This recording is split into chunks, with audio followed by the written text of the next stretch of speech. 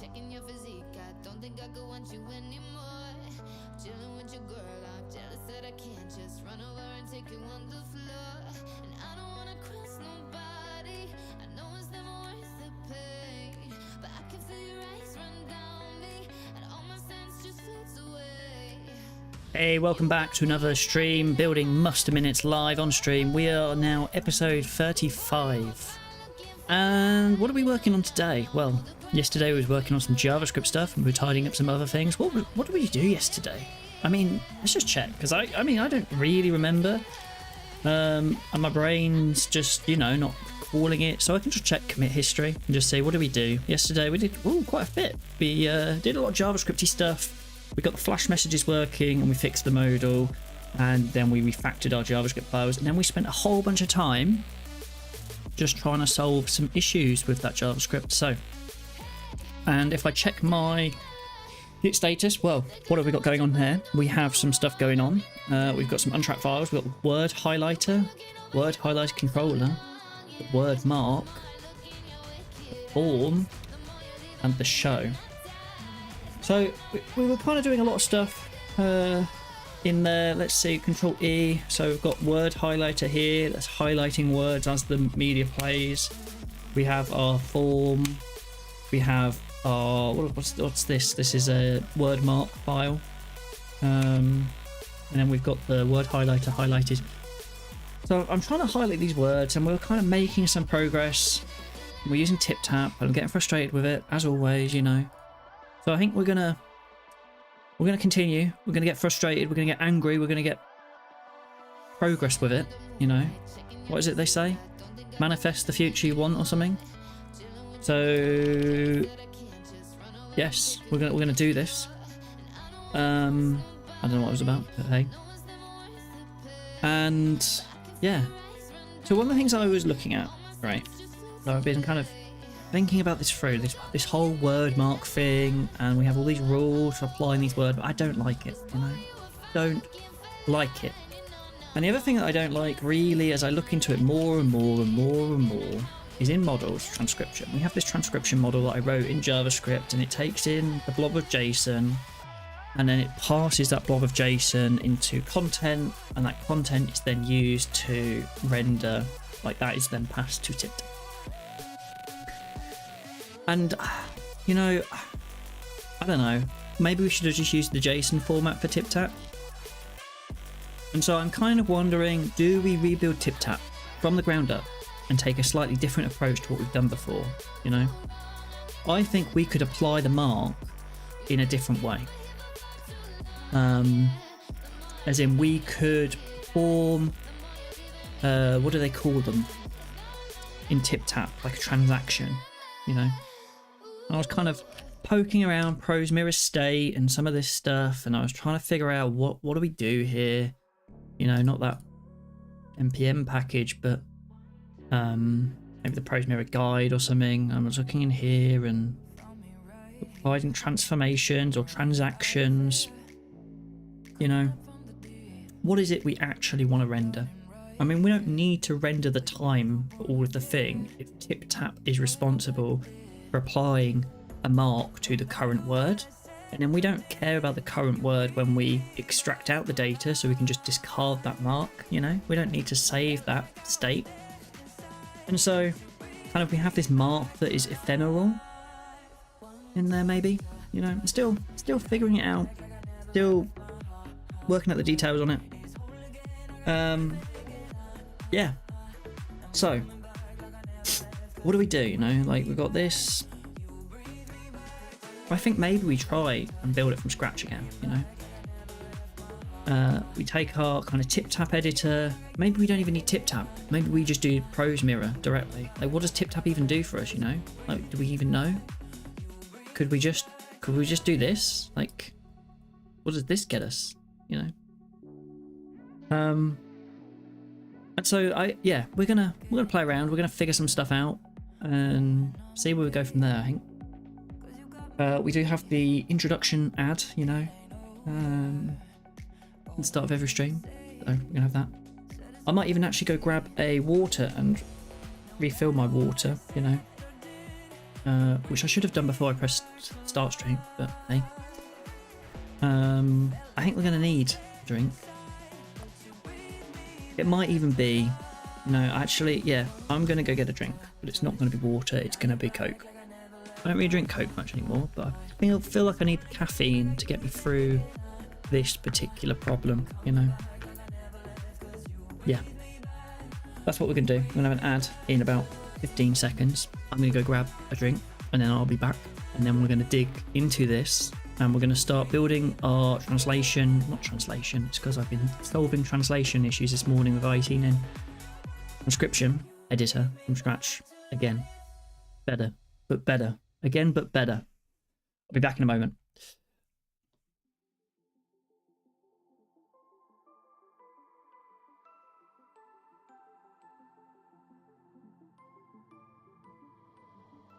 Watch my life pass me by, never knowing where I belong in a web of love and lies. As you string me along, and I can't breathe, I can't see.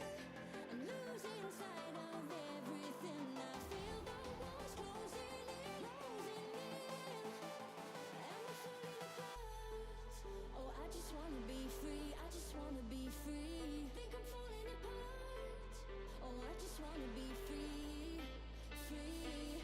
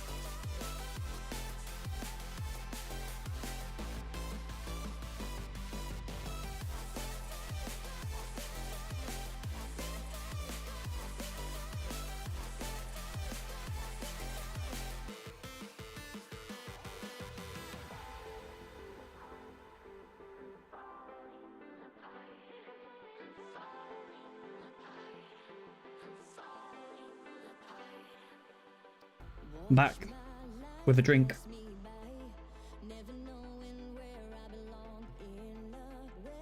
Let's see. Okay, let's dive into this. Oh, you know what? Actually, it's going to be... What's time? Don't know. We're gonna start sitting because I need to work out what we're doing here. Slurpy slurp. Okay, cool. Let's see, what have we got going on? Also keeping an eye up here because I've been doing some contributions to open source projects and to a particular open source project. And I just want to check to see if any comments get made and stuff that I need to get back to. Doesn't look like that's all okay. So let's jump in to the transcription editor. Now, let's start again, you know.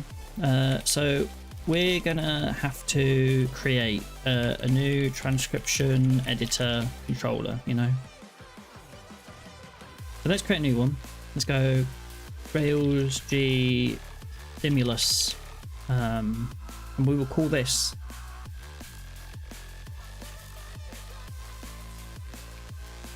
what's this one? This is transcription editor.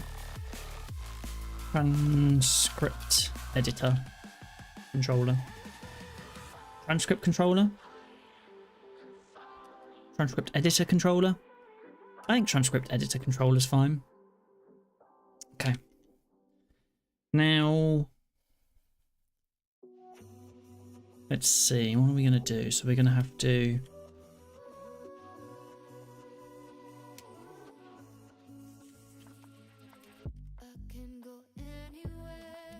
form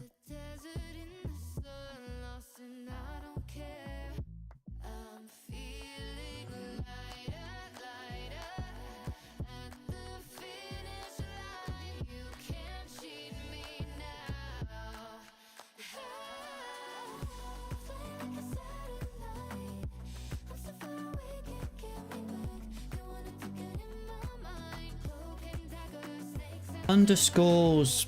I've been doing this the other day. I was like, is it dashes? I was doing like quotes with dashes in. It's underscores. I don't know why. Like here, like these two things here, like. So I can actually change this. Change inside the quote. Word highlighter target. Word highlighter target is how that should have been. You know, I don't know what I was doing.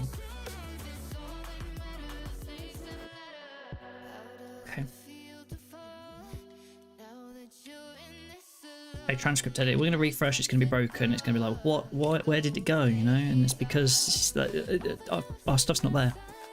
So, what's in here? We can probably clear out some of this stuff, and then we'll go transcript editor, controller. We are going to have some targets, right? We've already got 2 target. One is the editor. You know. Yep. One is the editor, which is actually called tip tap, you know. And the other one is the data. So we've got tip tap. And we've got data, you know. Those are our 2 targets. Now, I mean, I should have all of this stuff in here, right? Example setup, I do not have. And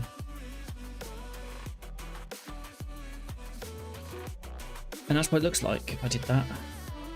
You know, do I want that though? Is that what I want? Probably not, you know.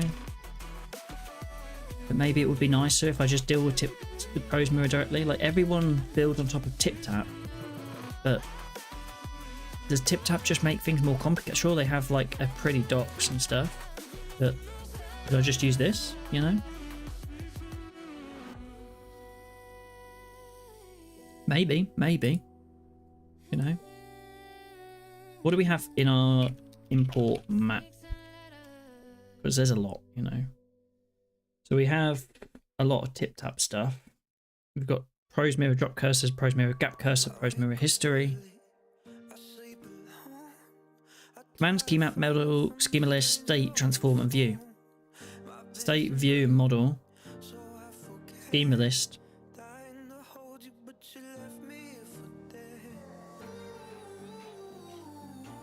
I don't think I've got schema basic. I guess we'll run into these and we'll see the issues when we get to them. Window.view, you know, what's that all about? What is window.view?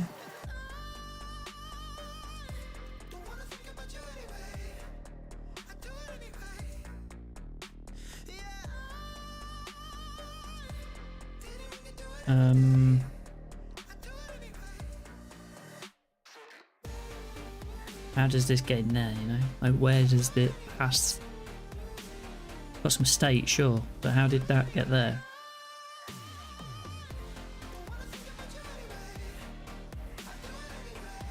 Like, if I'm here, right? Window.view. There's nothing on window.view, you know? It's just not an empty, it's an empty thing. So, like, how does, like, I could copy this code, but that's not going to get me the editor.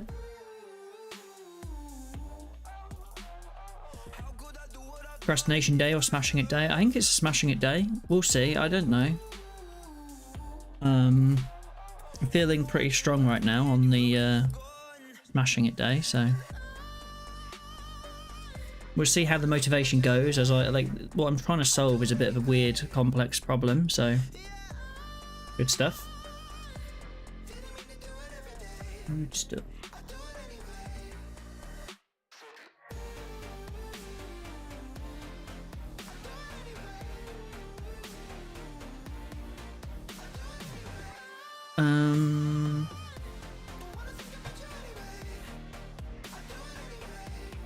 How's your day going?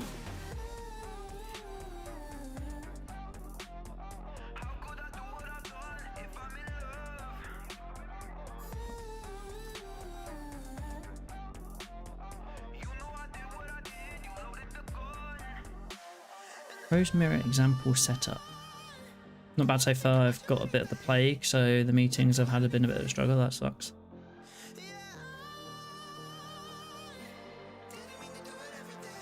Hope you get well soon.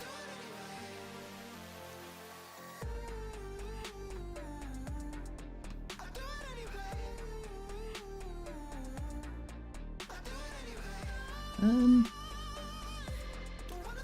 want to try and get the most basic version of this using ProseMirror. Cheers, it's been hanging around for the week, pretty knackering. Hopefully that means it's towards the end then.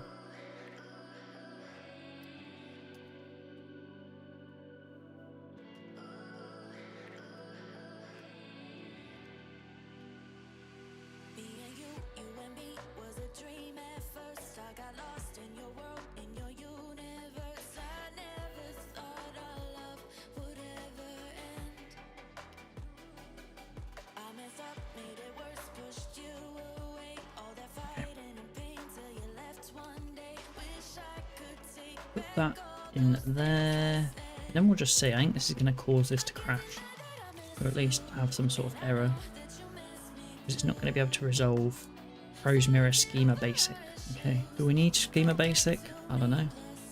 Looks like we probably do.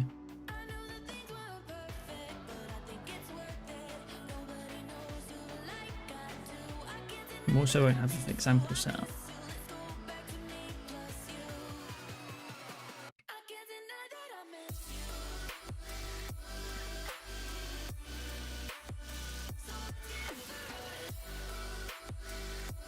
So Schema Basic, ProseMirror, Schema Basic. Well, what is Schema Basic? A well-behaved, rich semantic content editor. Okay.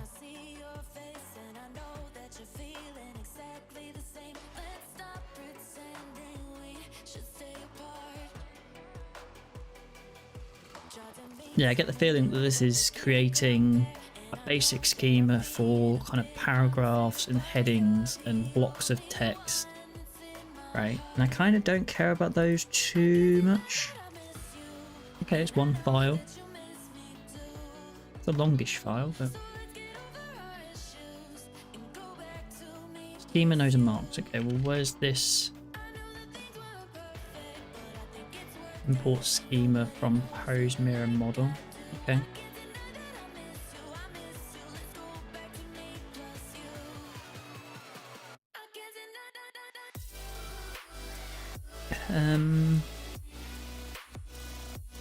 Don't care about marks.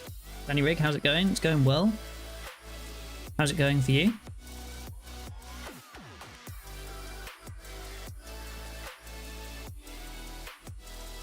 So the only...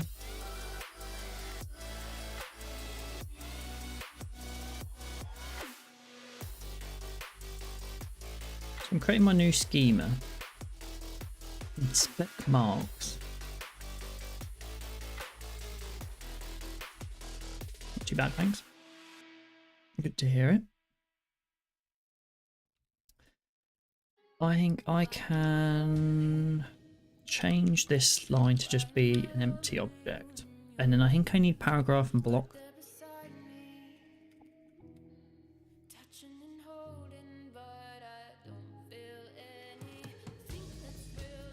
What actually gets exported out here? Like a schema with nodes and marks, which is just going to have, you can read it from the schema.spec, spec.node. Yeah, so it's these, right? So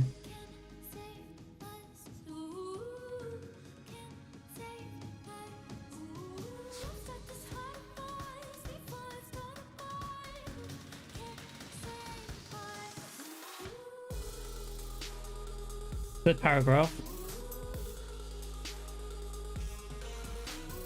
What about block? Or is block just I think block is just a default thing. I probably need doc as well.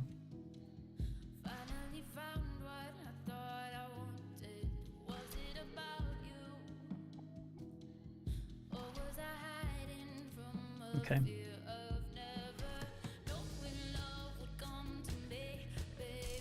And plugins,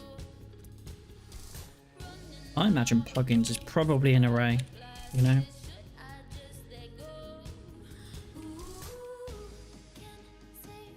Error connecting controller e.append is not a function.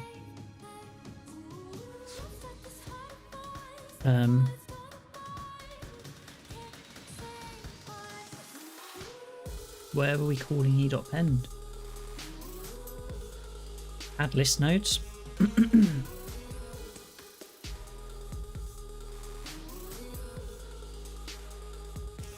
Maybe that was meant to be an array.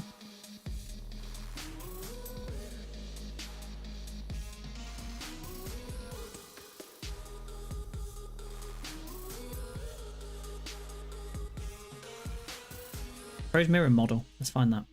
I hate how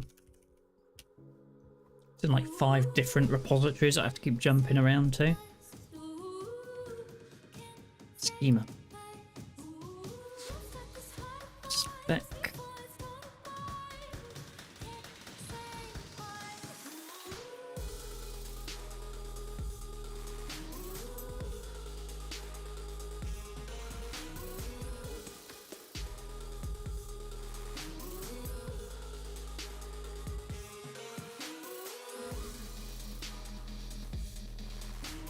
An ordered map. Okay.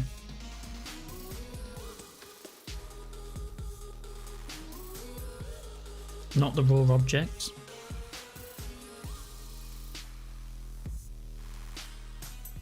So I imagine it probably was an array.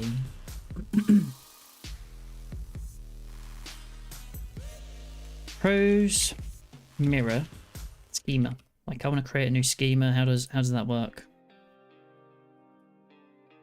I have to pass it nodes.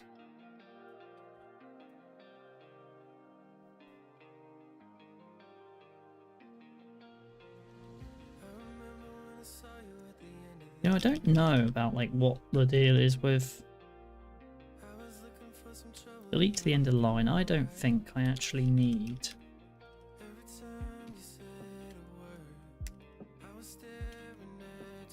that. I think I can just do that. I don't know what this PDOM is about.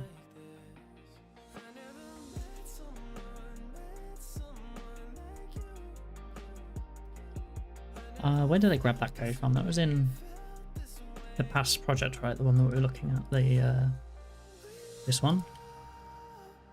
PDOM.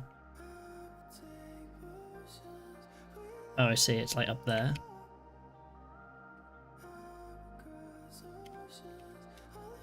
That makes sense. That's very similar to what we had in TipTap before. So I would change this. This would become like the passage or whatever the person's speaking. And then it would work out how to pass that into DOM and stuff. Every schema needs a text type. Okay, okay. We were missing our text type. Text, is it in line, you know, that one there. I want to get the most basic, raw.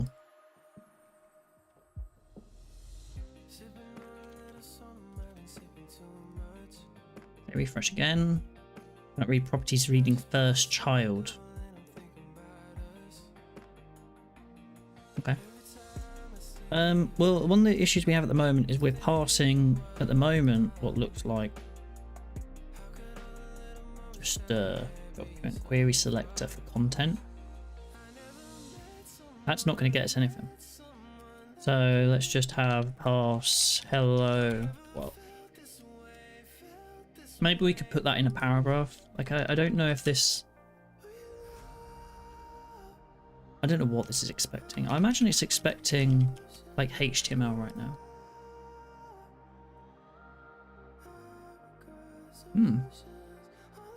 No errors, nothing rendered. Well, I wasn't surprised. I'm not surprised nothing has been rendered because well, we didn't tell it to put it anywhere. Apparently we've got window view. You know, there's this thing. Perhaps we could do this dot element. Actually, tip tap target dot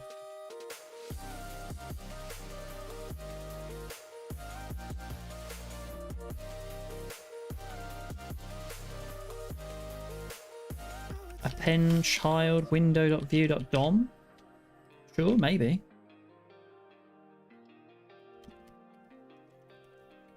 Okay, there's something in there.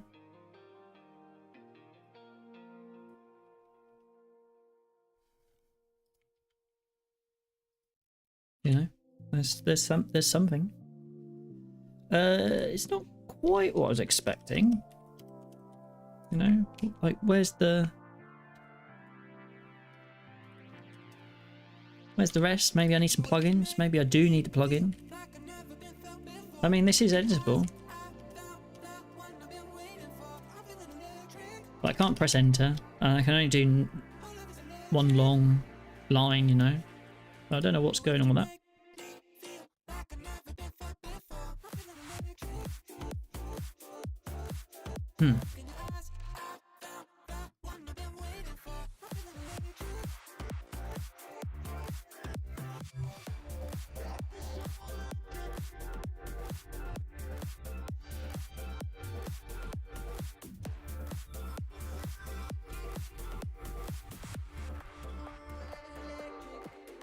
Okay.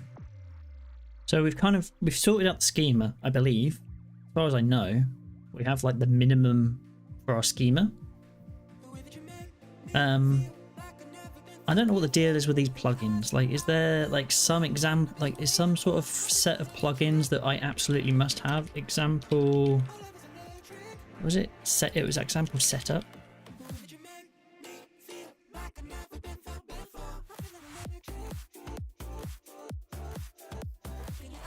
And so their source is also mostly index.js file.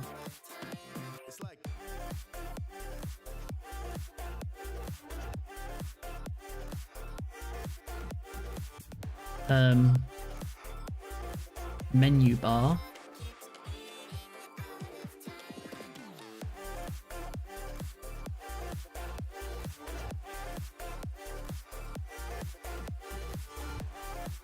Now, I can't see why you need all of those things. You know. Oh, here we go. That bit there. Editor. That is where we... I didn't see that before. Why didn't I see that before?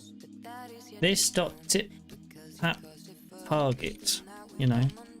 Even though this isn't technically tip tap, it's ProseMirror, but hey. If I refresh now... Okay. We still get the box, but what we expected to see in the box isn't there, you know, for some reason. I don't know why. What about if I just put hello?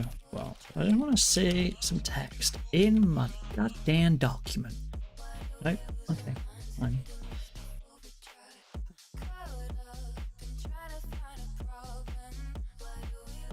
Well, our content here is like that, right? Actually, in this setup, it says about this. What does add list nodes actually do? That is a question we do not know the answer to. We get it from schema list. ProseMirror schema list. You know, what are we expecting add list nodes to do? There was like a bit of a readme. I didn't. This module exports list-related schema elements and commands. The commands assume lists to be nestable with the restriction the first child of a list is a plain paragraph. The node specs are act ordered list, bullet list I don't know what that's about. And using it would look something like this. You have a base schema, and then yes. So.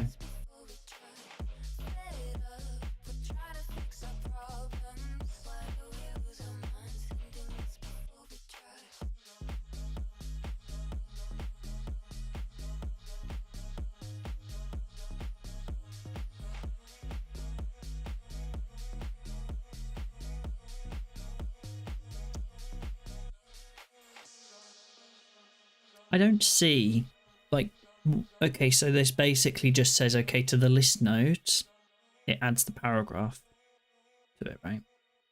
It's extending our schema by taking in the schema spec and then saying, okay, for the ordered list, the bullet list, and the list item, we're going to add item content set to something, and we're going to set the list group to something else. And that is what is going on here.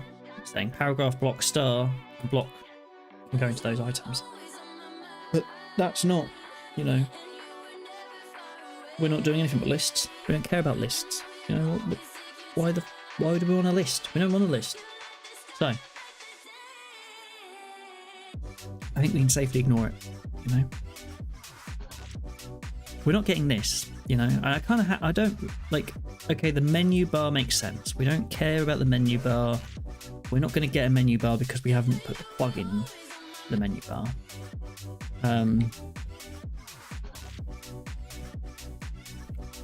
You know, we can get rid of those. We have a basic schema which says the doc can have content of blocks.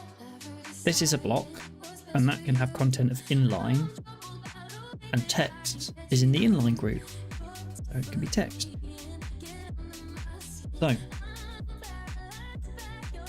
it would make sense then that my document that says DOM parser, you know. I don't want the DOM parser. So ProseMirror model, like that's the next thing. ProseMirror model.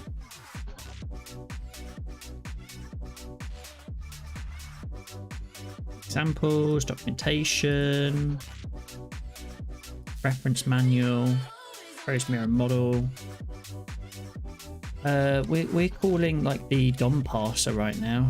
Parser. I want to see DOM parser from schema. Text parser. Parser. You know. Parse DOM. DOM parser.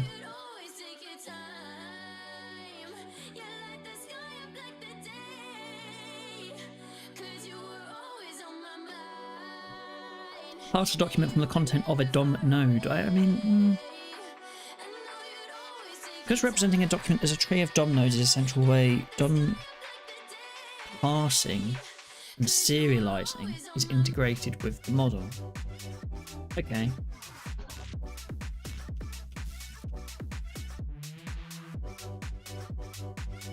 So I'm kind of expecting it to require, like, I mean, the version before had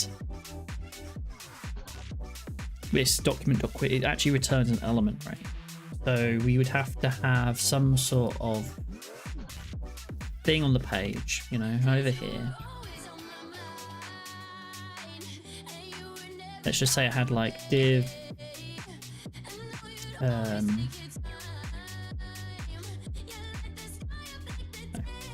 div data transcript editor target content, and then inside of here we had our paragraph tag with hello world, right? You know, that's our content, and then maybe that's hidden. We don't actually want to see it on the page, and then we're going to have another one up here which is like content, and then change this line is going to be this dot content target. We don't even care about the inner HTML. This is actually going to take the DOM. I refresh, there's our hello world, and it is editable. Hello world, because it is parsing it from the secret bit of DOM which is above it. You know, right here is that paragraph with the hello world. It's using that, kind of pass that into here. That kind of makes sense, you know.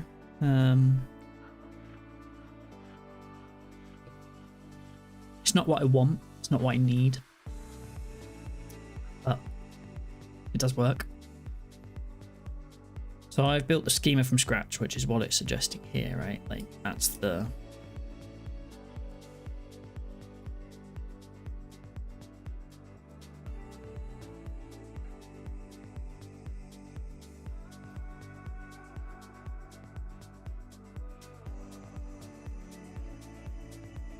dynos in the document.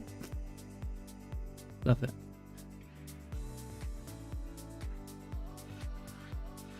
Okay, so I've got like some basic form here, right? What I want. There's a couple of things that I don't have yet that I do need. One of which is I don't want to use the DOM parser to put data into ProseMirror. Ow. That hurts. I just swung my foot back and hit the base of the chair. My back and my foot, my heel. Anyway, when I'm not causing damage to myself.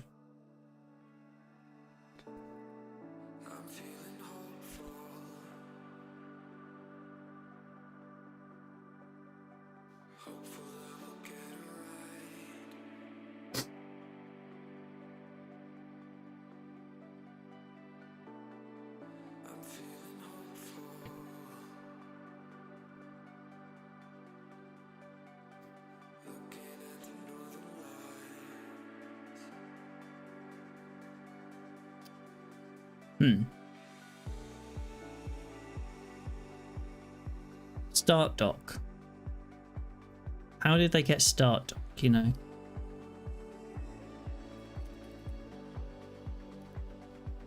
They're still doing that. That is still what they're doing. I need a better way, you know? ProseMirror doc from JSON or something, you know? Let's load document from JSON. You have to deserialize it first from node doc. I've been following the basic demo. The basic demo just does that and goes, you know, YOLO, deal with it yourself, you know? We don't care. How did he get to that? View editor state doc to JSON. You have to deserialize it first with node doc from JSON. Window.view state.toJSON.doc. Node from JSON. Okay. So we refresh, this is what we've got.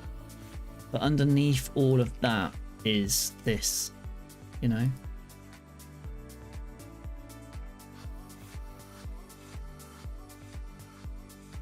That is what we've got underneath.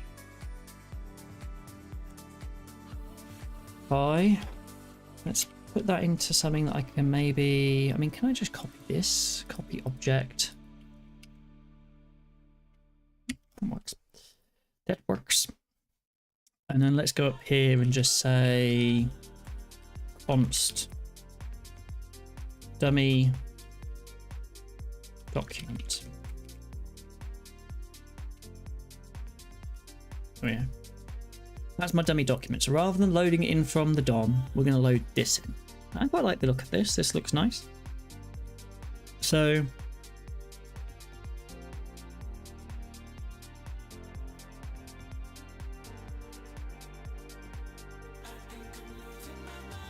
we're going to load that in. How do we load it in? We had a thing down here somewhere. My schema.node from JSON data.doc, you know. So we go down here, we change, well, we call doc, we do say from the schema,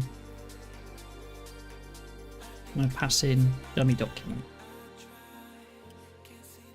I'm going to do that instead. And then I think to check it has worked, JSON world. We'll refresh. Hello, JSON world. Nice. So now we can go back to the page here. We don't need this anymore. That was always a bit weird. Hello, JSON world is working. So our document's up there. We don't need the DOM parser anymore. So ProseMirror, at its core, we have the state, the view, and the model. We have our document, which is a blob of JSON, which represents what we're going to render. We have our schema, which represents how all of that stuff combines together. Then we have our editor view, which makes use of editor state. The editor view, oh, and then the document comes from the schema. So I take the schema and pass that through the document. Okay. You know, that kind of all makes sense.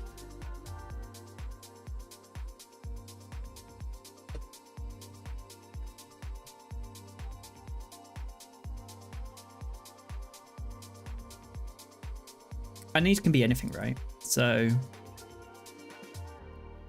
I could make this passage, you know. But then this also has to be passage.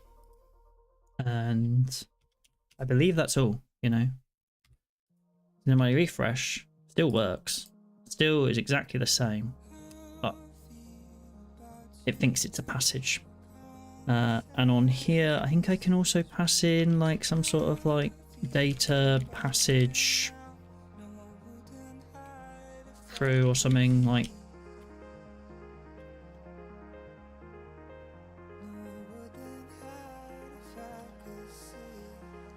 Can't have a hyphen there.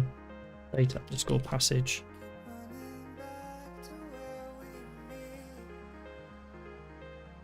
Data underscore passage. It's not mapping it in the same way that thingy would. So here I do have to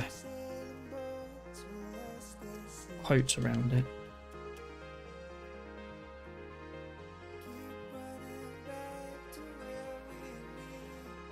Yeah. That's not necessarily what I want to do, but it's something I can do.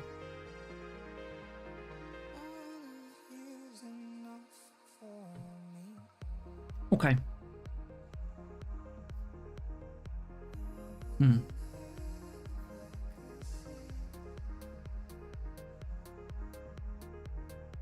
That's really basic.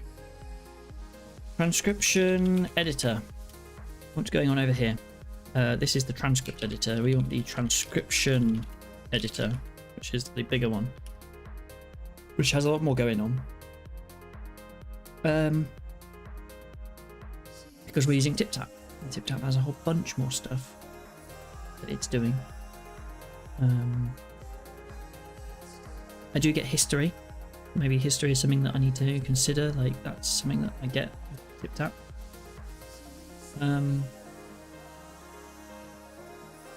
Also, I get an on update thing, so maybe that's something I need to consider. Right, with the current version over here, how do I have the editor view? How do I know when the state changes? Like, how do I save? You know, save retrieved doc plugin. So I'm gonna have to. No, that's just local storage. I don't want to put local storage.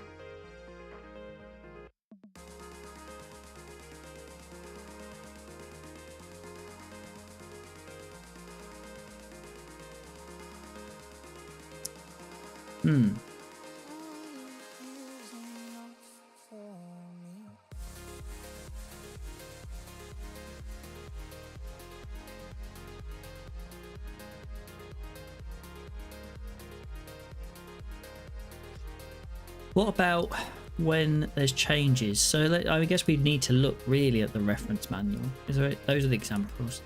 Let's maybe just library guide, the view component. There's a DOM event. What DOM event?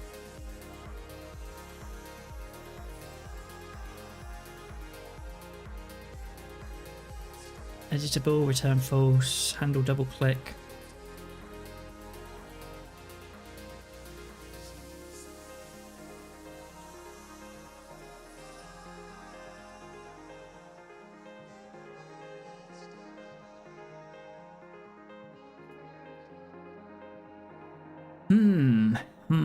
The editor state.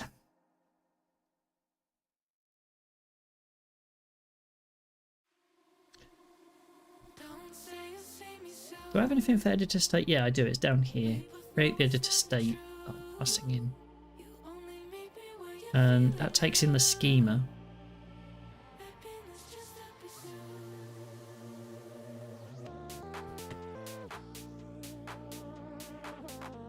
and I apply transactions to the state.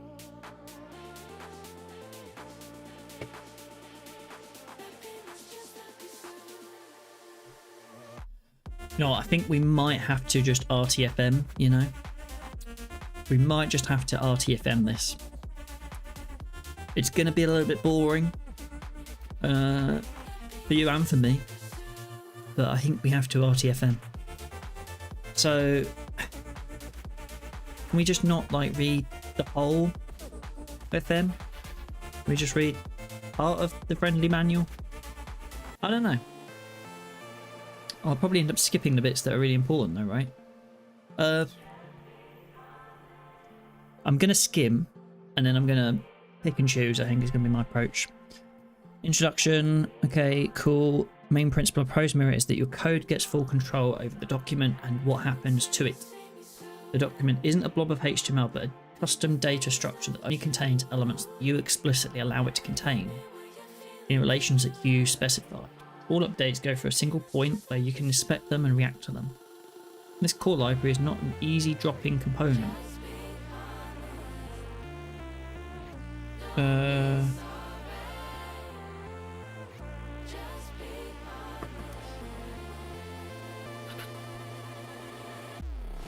We are prioritizing modularity and customizability over simplicity, with the hope that in the future people will distribute drop-in editors based on ProseMirror. As such, this is more of a Lego set than a Matchbox car. Okay, so mate, like this kind of like, do we want to use TipTap? Don't we want to use TipTap? I think the problem is all of those editors that like are based on ProseMirror, when it comes to customizing them, you actually have to know how ProseMirror works regardless. And so, you know, is it just better to build our editor on top of ProseMirror rather than one of those? Since we have to understand it anyway, you know. There are 4 essential modules which are required to do any editing at all, you know. We kind of have these, right? There's state, view, and model. What we don't have yet is this one, transform. So it's interesting. Maybe we'll dig into that. The model defines the document's model and the data structure used to describe the content of the editor. And so we have our model. What used the model? Model gave us the schema. So that's how we define the schema, right? That's like the structure. We're describing the composition of the document. The state describes the data structure that describes the editor's whole state, including the selection and the transaction system for moving from one state to the next.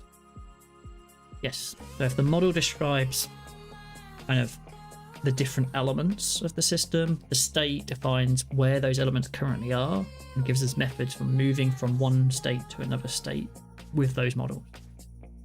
The view implements a user interface component that can be shows a given editor state as an editable element in the browser and handles user interaction with that element. So I guess there's a couple of things there as well. We are going to be kind of manipulating the state, and the view always wants to be connected to that state. And then we have transform, which has functionality for modifying the documents in a way that can be recorded and replayed, and it's the basis for transactions in the state module, which makes undo history and collaborative editing possible. Okay, we haven't really touched transform yet, but maybe we will. I'm also going to get sidetracked very briefly because I saw a notification pop up on GitHub and I'm trying to make sure I'm on top of those. So I've done this PR on the Maybe project. Okay, cool. It's just it was an approval. Quite happy with what I've done here. This good.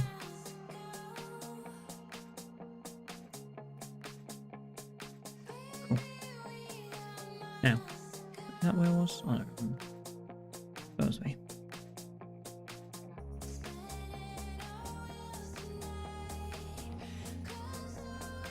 Okay.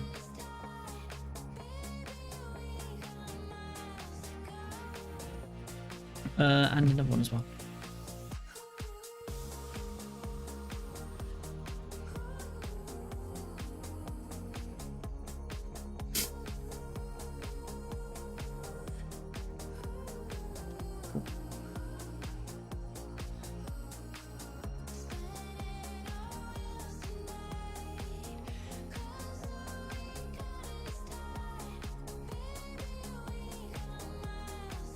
So, ProseMirror. Those are our 4 modules: model, state, view, and transform.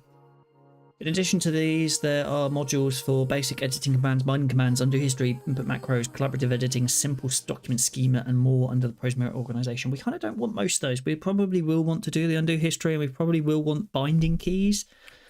I don't know about input macros, basic editing commands. Maybe we'll see. I guess.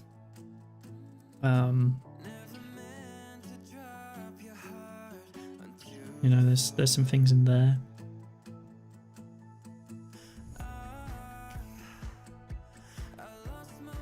Input rules and commands allow us to kind of do stuff. I think they're mostly wrappers around a lot of those kind of functionalities. Input macros is input rules. We're kind of using input rules, and this is what I mean. Like if we jump over to our word mark, we used input like macros over here.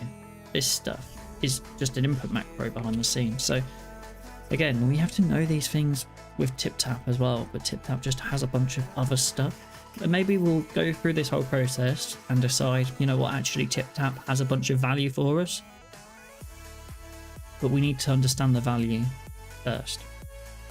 So, my first editor, Lego pieces fit together like this to create a very minimal editor. That is, it took us a little while to get there, you know.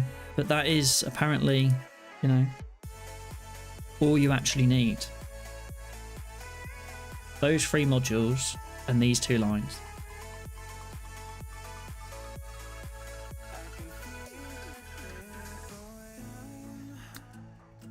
ProseMirror requires you to specify a schema that your document conforms to. This is the first thing it does. So the first thing this does is import a module with a basic schema. So that's schema basic, and we didn't want to install that module because we want to define our own schema. So, but we could just import the editor state. Real Rotten, hello Josh, how are you? I'm good, thank you. How are you? Welcome to the stream. I'm currently trying to figure out how a rich text editor works and how I use it. But we are reading through the docs at the moment, which is exhilarating content for all of us. Also good to hear. Good to hear. Yes, I'm currently building a transcription editor. I built one a little bit, it's a bit rough using TipTap by git stash and then refresh. I have this transcription editor where you can go in, it has a few things, and you can go in and you can edit it and change the speaker's name and change who the speakers are and stuff like that. But there's a few bugs and I'm just not really happy with it, so we're rebuilding it from the ground up. We're using TipTap, but TipTap is based on a editor called ProseMirror. Master Minutes created from scratch. Yep, this is a project that I've been working on for the last 35 streams that I've been doing of this. The Ruby on Rails app where you can upload you create a meeting. So let's say I had a meeting yesterday. Yesterday evening I had a meeting. I'm going to upload a recording of that meeting. Say it was this Hello Cutie Pie audio clip, it's a 4-second clip. It will then analyze that, and then we can pay to have it transcribed. We go in here, we check out. And this is just obviously not real payment details, but subscribe to test mode.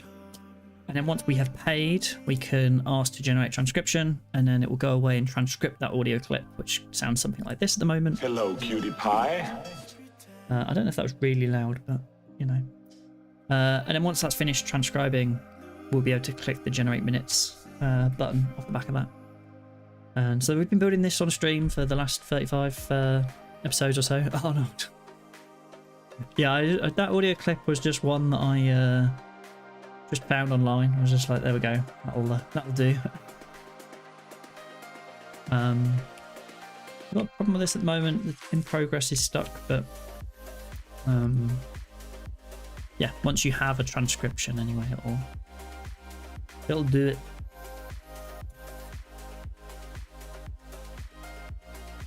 There's a few things we might have to just check on that. It shouldn't take that long. We might have a few little bugs. I'm well below you, but I'm impressed. Looking very clean. Well, I've been doing this for a long time, so yeah, thank you.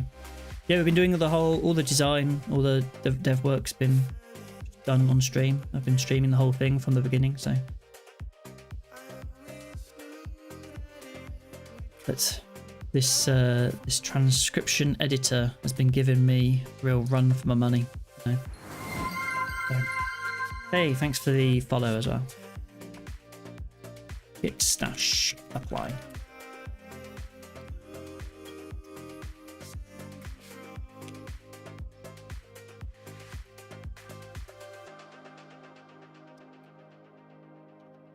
Cool. I don't know why this is slow. There we go. So we've replaced our transcription editor with something that is really basic. I can't even press enter anymore. Like, I can't do new lines. That's how basic our text editor is right now. We've lost the ability to create new paragraphs. I think I actually need a plugin for it. Like, that this editor is so bare bones. So we're kind of reading through the docs and figuring stuff out as we go.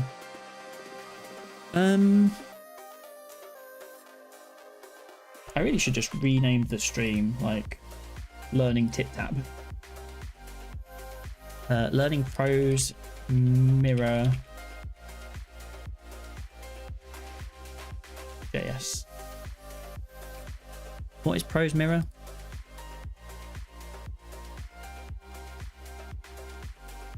Building a transcription editor with ProseMirror JS. Looked at the stream title.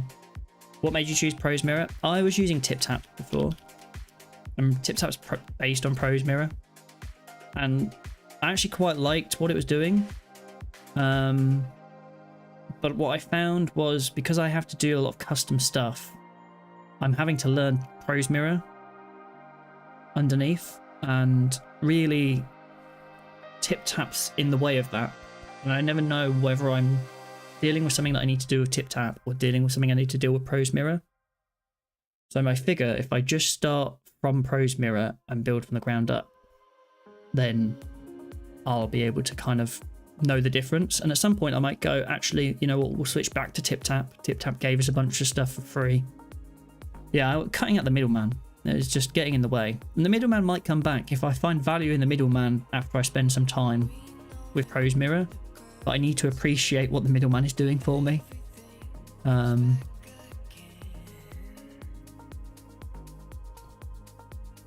to do that, I need to kind of understand what ProseMirror does out of the box, or with some more work. And I quite like the approach that ProseMirror seems to take. It really is just like you get full control over the document and what happens to it. That is its main principle. But I've tried a bunch of different rich text editors over the years, and every time I've had to do something custom, I've hated it.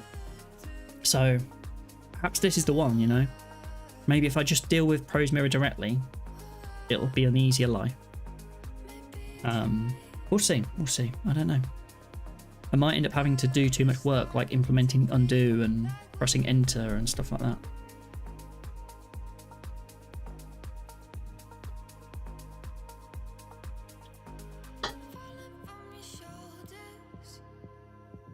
The schema is used to create a state, which will generate an empty document conforming to the schema. Okay. And then a default selection at the start of that document. Finally, a view is created for the state and appended to document.body. This will render a state document as an editable DOM node and generate state transactions whenever the user types into it. It's not very usable. Press enter, nothing happens because the core library has no opinion on what enter should do. We'll get to that in a moment. We're going to get enter working. We're going to get enter working. Oh god, what's this? Transactions. Okay. When the user types or otherwise interacts with the view, it generates state transactions. What that means is that it does not just modify the document in place and implicitly update its state in that way. Instead, every change causes a transaction to be created. Okay. Which describes the changes that are made to the state. and can be applied to create a new state, which is then used to update the view. Right, so every time we type, every time we do something to the document, what we're actually doing is creating a transaction. The transaction applies to the state, and the state updates the view. This feels very much like React, right? Where it's like the unidirectional kind of like old school React, where it's just like, okay, one direction state change kind of thing. Or RxJS, maybe some of that. Like, it's reminding me of some nostalgia around kind of unidirectional data flows and stuff like that, as opposed to what was the library, was it Angular or something like that, where the state could be bind like two-way bound.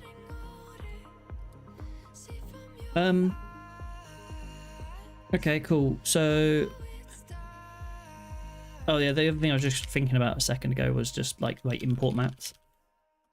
This is my other problem with TipTap. Like, I have so many modules installed from TipTap when actually I feel like I can probably get away with just a handful of modules from I have to have the ProseMirror ones anyway. So I'm like, well, maybe I could just, drop a lot of these. So that's another thing that I've been debating as well. In cutting out the middleman, we can cut out a lot of packages and a lot of code that I don't want to have in my project, even though they are just dependencies. And dependencies should be fairly low maintenance. There still has some maintenance tax at some point if they decide to update in some way, and I like to keep my dependencies minimum. What are your stream times related to now? I'm from Australia and would like to continue watching and follow this project. I typically stream, I'm based in the UK, so I typically stream kind of afternoon slot in the UK. I'm not sure what time that is over in Australia. So I normally start 2.5 hours ago. Like, so I'll sometimes start anywhere between 12 and 1:30 UK time. So I've been streaming for just over an hour now, but usually I'm an hour and a half or 2 hours or kind of thing. And then I will usually stream until 5, 6, sometimes 7 o'clock, depending on what's going on in the evening. My time, so that would be in 2.5, 3, 4 hours. Seems you start 11 PM for us. Yeah, it's quite a late slot, isn't it? I think there's a couple of streamers I think that I follow in the same directory that are based in Australia, and yeah, I always catch them. I guess it'd be early morning when it's. I don't know, when did he stream? That would be really late. I don't know. I'm sure I've seen Charlie stream like late in the evening. I suppose that would be early morning, right? Yeah, it would. I don't know why my brain's taking some time to process that. It would be early morning for you when it's like midnight here, right? Or very early in the morning.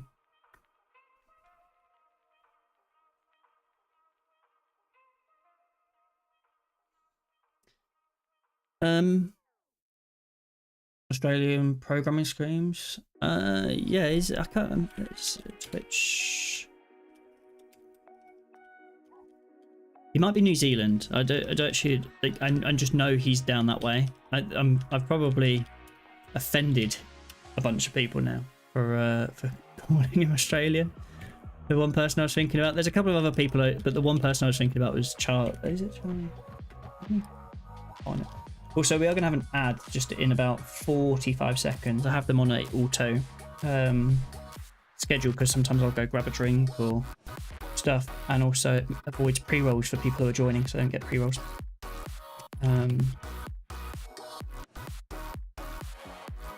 New Zealand, yes.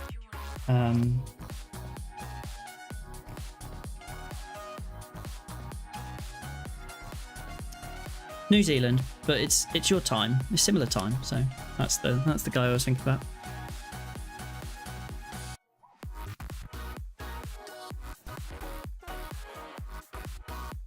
Yeah, I was thinking more time-wise than kind of actual country and stuff, but close enough.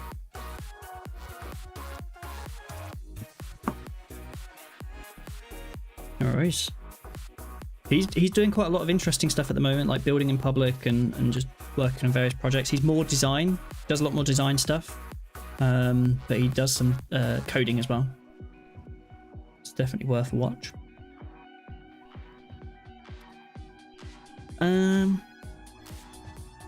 Cool. Transactions. We covered this, right?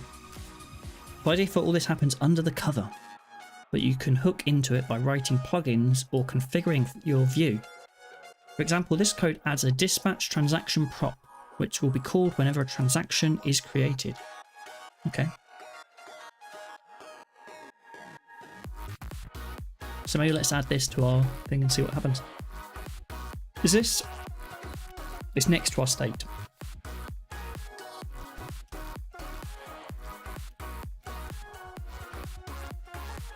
We're going to put the state in there.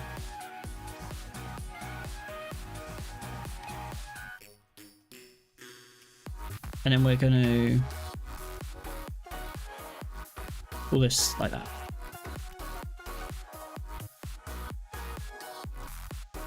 Also, it seems like we don't need to pass plugins if we're not doing anything with them. So, quite happy to not do that, you know.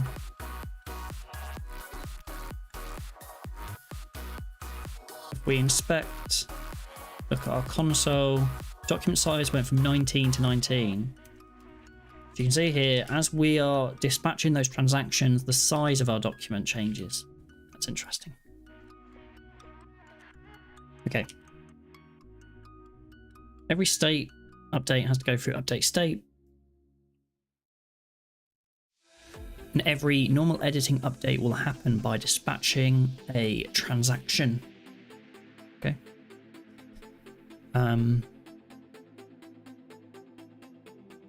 Every state update has to go through update state.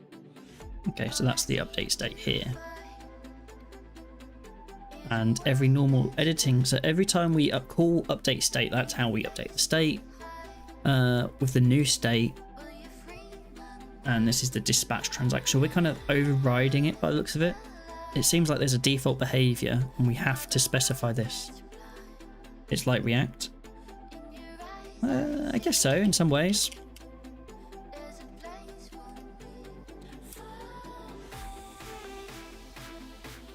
So now we've kind of, by commenting out those lines, we're overriding dispatch transaction, but we're now not actually updating the state. We actually have to call those two lines in order to modify the document. Let's just see, you know, let's just console log, let's inspect, see what new state is. I want to see, you know, what is this new state object? What does that look like? So it is the whole editor state class, which includes stuff like selection, the document, like there's a whole bunch of data encapsulated inside the editor state, including like what have I highlighted and what's selected and what is actually in the document, stuff like that. So every time we apply a transaction, we apply a transaction to the state and update the state. Okay. That makes sense. Simple. Simple. Nice. It's like React, but without all of React. That is the other thing that I quite like about ProseMirror, is that ProseMirror is just vanilla JavaScript, so you don't really it doesn't matter if you're using React or Svelte or Vue or just vanilla JavaScript, you can still just use it. Whereas a lot of the rich text editors I've used before are kind of built in React, you know? Okay. Plugins are used to extend the behavior of the editor and the editor state in various ways. Some are relatively simple, like keymap, combines actions to keyboard input. And others are more involved, like the history plugin, which implements undo history by observing transactions, storing their inverse in case the user wants to undo them. So I believe we already have ProseMirror history in our import map. History. Yes. And so I guess we can copy this. I see, because we need key map as well. Set the key maps. So, do we have key map? We have key map as well. Fine. So we're going to import these. Import key map. You know, want those two. And then we're going to say, okay, for the editor state, we're going to have some plugins. We're going to have the history plugin. And we have a key map. And control, which is the mod Z and mod Y, are going to call undo redo. It's interesting that actually the undo redo, like I could let's just expose those, you know. Window dot undo is undo. Window redo, you know. Let's play around a little bit with some of this stuff. Hello. And now press Control Z. Or is it Command Z on Mac? Yeah, Command Z. Command Y. Command Z. Command Y. Command Z. Command Y. What we could also just call window.undo. No? Cannot read properties of undefined reading history. Okay. Interesting. So it feels like keymap is doing something else special. It's not just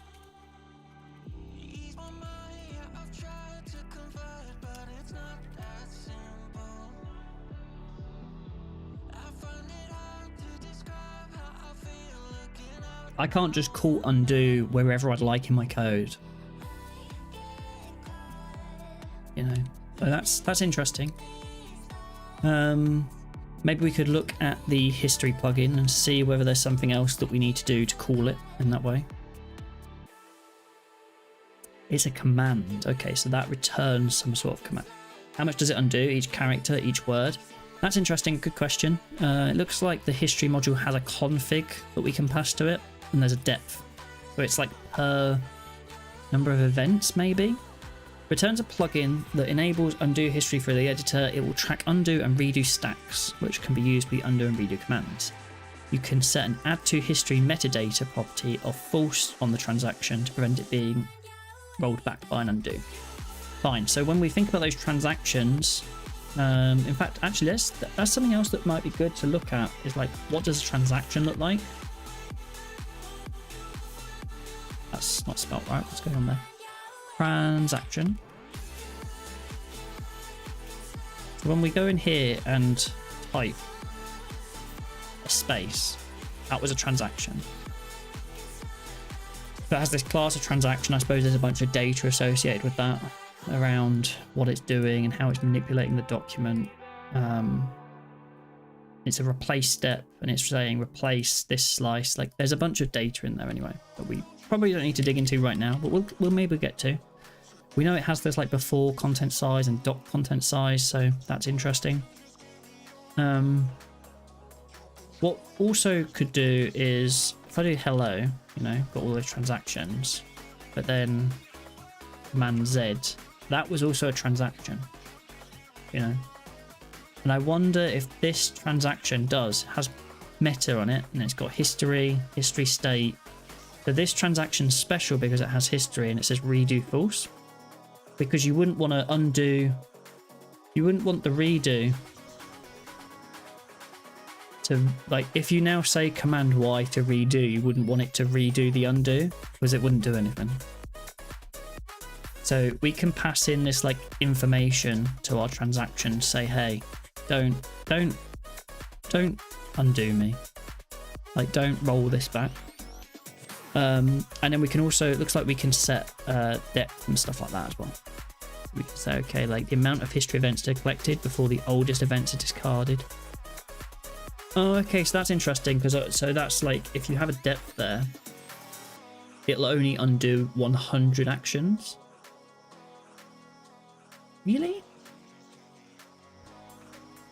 So like if I went in here and just did hello world, this is my text, and so Command Z, see, that is doing chunks. 100 control Zs. Yeah, I think that's what it means. I feel like that's what that was suggesting. And then it's a 500 millisecond delay between changes. Delay between changes after which a new group should be started. It defaults to a 500.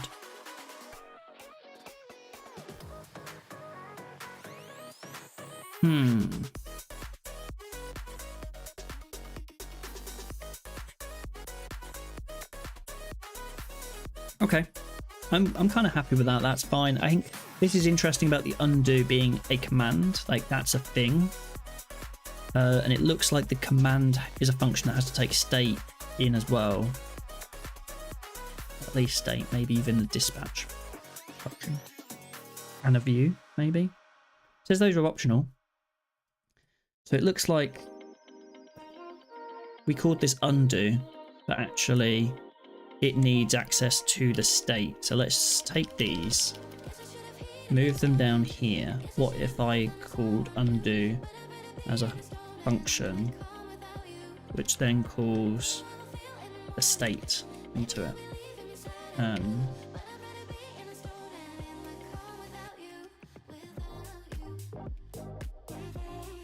So say hello, and then we say undo.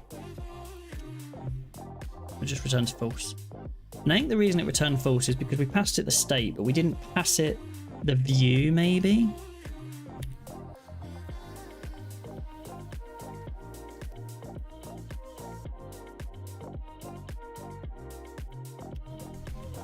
What else did it take? A command takes a state, a dispatch function, and a view. I'm curious if like view.dispatch. So like maybe this has to take in view.dispatch and view as well. So if we say hello and then do undo, redo. Doesn't seem to make any difference. I don't know the dispatch. We're kind of maybe jumping ahead a little bit. Command functions are functions that take a state and an optional transaction dispatch function and determine whether they apply to this state. If not, return false. So they're saying, okay, we don't care about this state. This state is pointless. That's true, because actually the state we've passed it is not the current state. You know.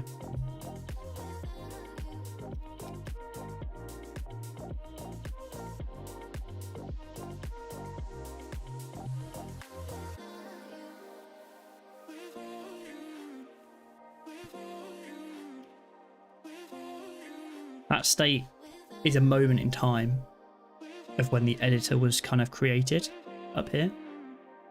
So if we put the, like, I'm not keeping this undo redo code here, but I'm just trying to understand how these commands work. And they take the state of the editor.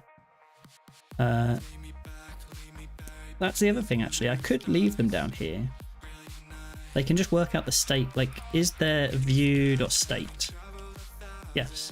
And that is the current state, rather than the kind of old state, right? So what did doc say on this specifically? It says, if dispatch was passed, perform their effect, possibly by passing a transition to dispatch. Then why do we need the view? In some cases, the editor view is just passed as a third argument. Why? No one knows. Nobody knows, but, you know. Apparently we don't need the view on the end. We just need state and dispatch. So, now we try. Hello, and then I call undo. Redo. Sweet.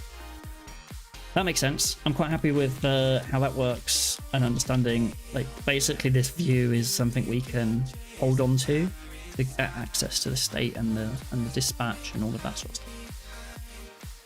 stuff. We can jump back, I think, to what we was doing, which was in here.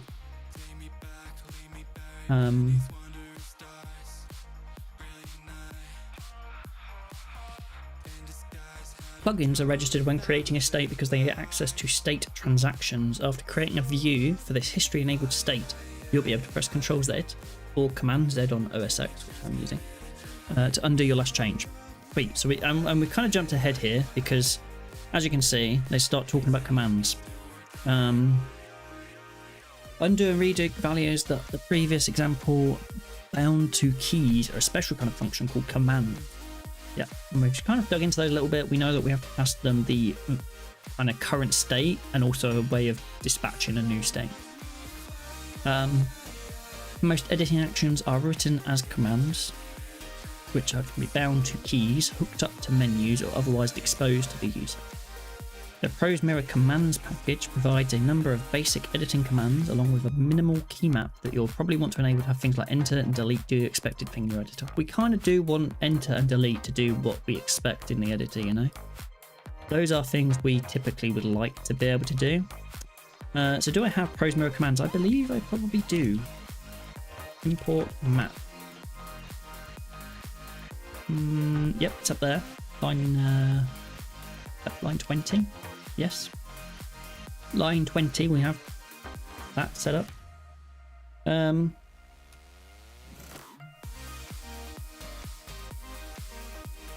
Cool. So we can set base key map from in there.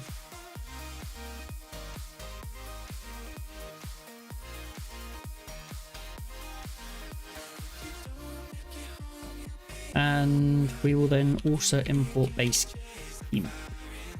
Do I have to call that as a function, or like what's the deal with that? It's key map, base key map. Okay. Key map, base key map. Interesting. Key map is from a different package. Base key map is like this package. Okay. So with that, we should now be able to go in. We've got new lines. Sweet. What did we do to get the JSON data? We did something earlier. Did I?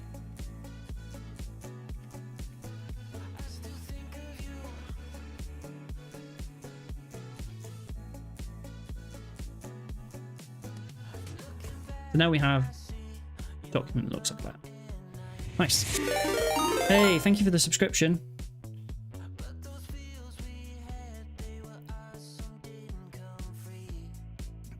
You now get some ducky emotes. You have hyper.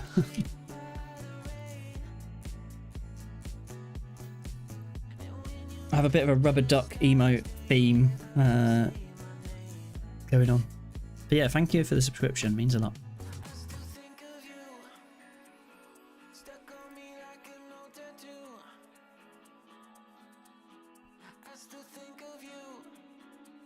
What are we going? Notice this. Has my PRs been closed? Merged.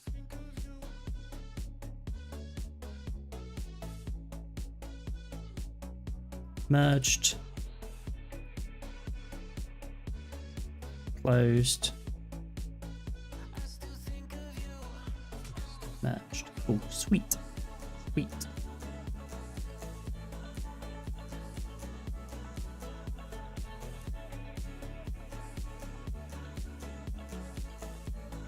Nice.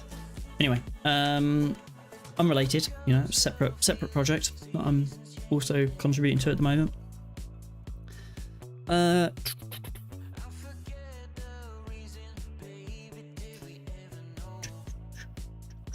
Okay, commands. What are we doing with commands? Well, we added our base key map. That gives us our ability to do enter and all of that good stuff. What do we need now? At this point, you basically you have a basically working editor. It's basically working. It is basically working. It's kind of basically working. Add a menu. I don't really care about adding a menu right now, you know. Additional key mindings, the schema specific things. You might want to look at the example setup page. I don't really care for the example package. This is a module that provides you with an array of plugins. Set up a baseline editor, but as the name suggests, it's meant as an example rather than production level library. Okay. You probably want to replace it with a custom code. Yes, I probably will. Probably will. Content. Moving on. You know, we've kind of looked at content a little bit already. I kind of figured some of that detail out on my own. Their basic version so far hasn't started with any content, but what we've obviously done is figured out, hey, if we pass in our content as my schema.node from JSON, pass in our JSON document that looks like this, that's how we're loading our kind of default package. And this matches the schema that we've set up down here as well. So those two things kind of come together. In fact, this block here really ought to sit up there because the schema kind of relates to that document.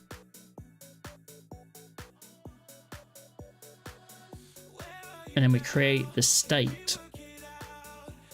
I guess the state also could be up there. Like this really is just responsible for creating the view, but we would eventually have the state generated here, I suppose.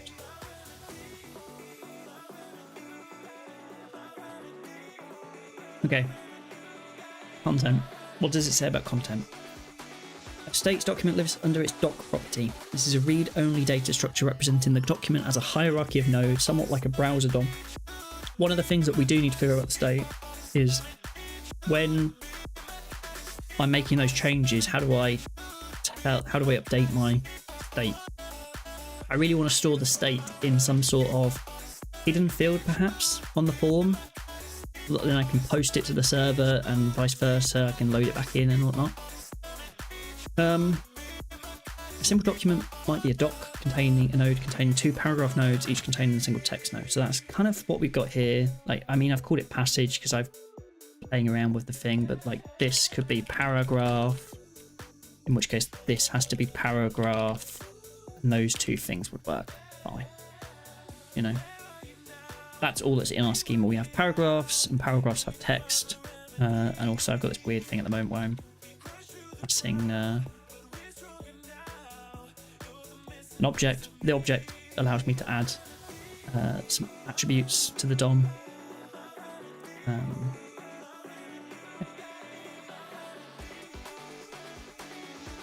Okay. When initializing a state, you can give it an initial document to use. In that case, the schema field is optional, since the schema can be taken from the document. That's interesting. You don't need the schema.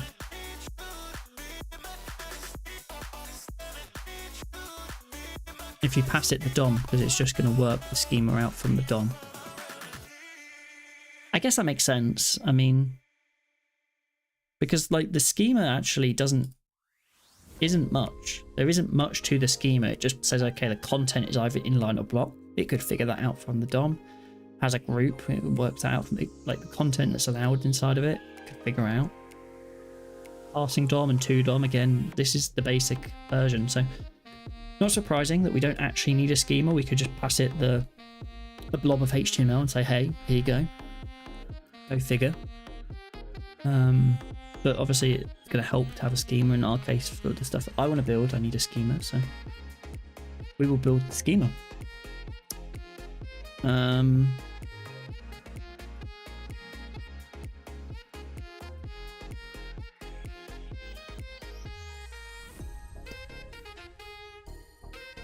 What else?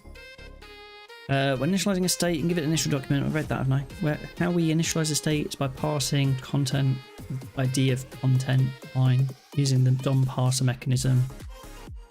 Yeah, that makes sense. I'm not using DOM parser because my state isn't stored in some blob of HTML. Really, what I need to figure out is inside my document, I have at the moment, in my form, I have, not that form, this form, a big blob of JSON, which represents the transcription from AWS with all of the data in it, in the way that AWS gave it to me. So I have to convert that into some format that the editor is going to understand. And in fact, I might even want to store that state like that on the server and do the mapping from AWS to my transcript editor on the server rather than in the browser.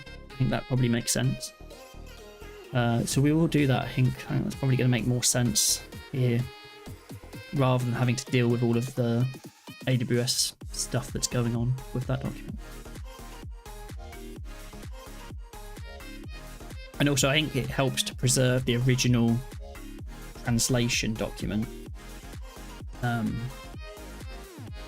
because if you accidentally delete it, you've paid for it and then you lose it and then it's gone forever. So that would be annoying if you paid, I don't know, £10 or whatever it would be for a few hours worth of meeting and then you accidentally go delete and it's gone.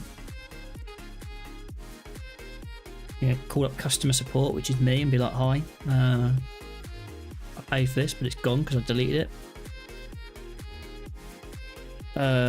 I could recover it, but it would be work. I don't want to recover it. Anyway, you know.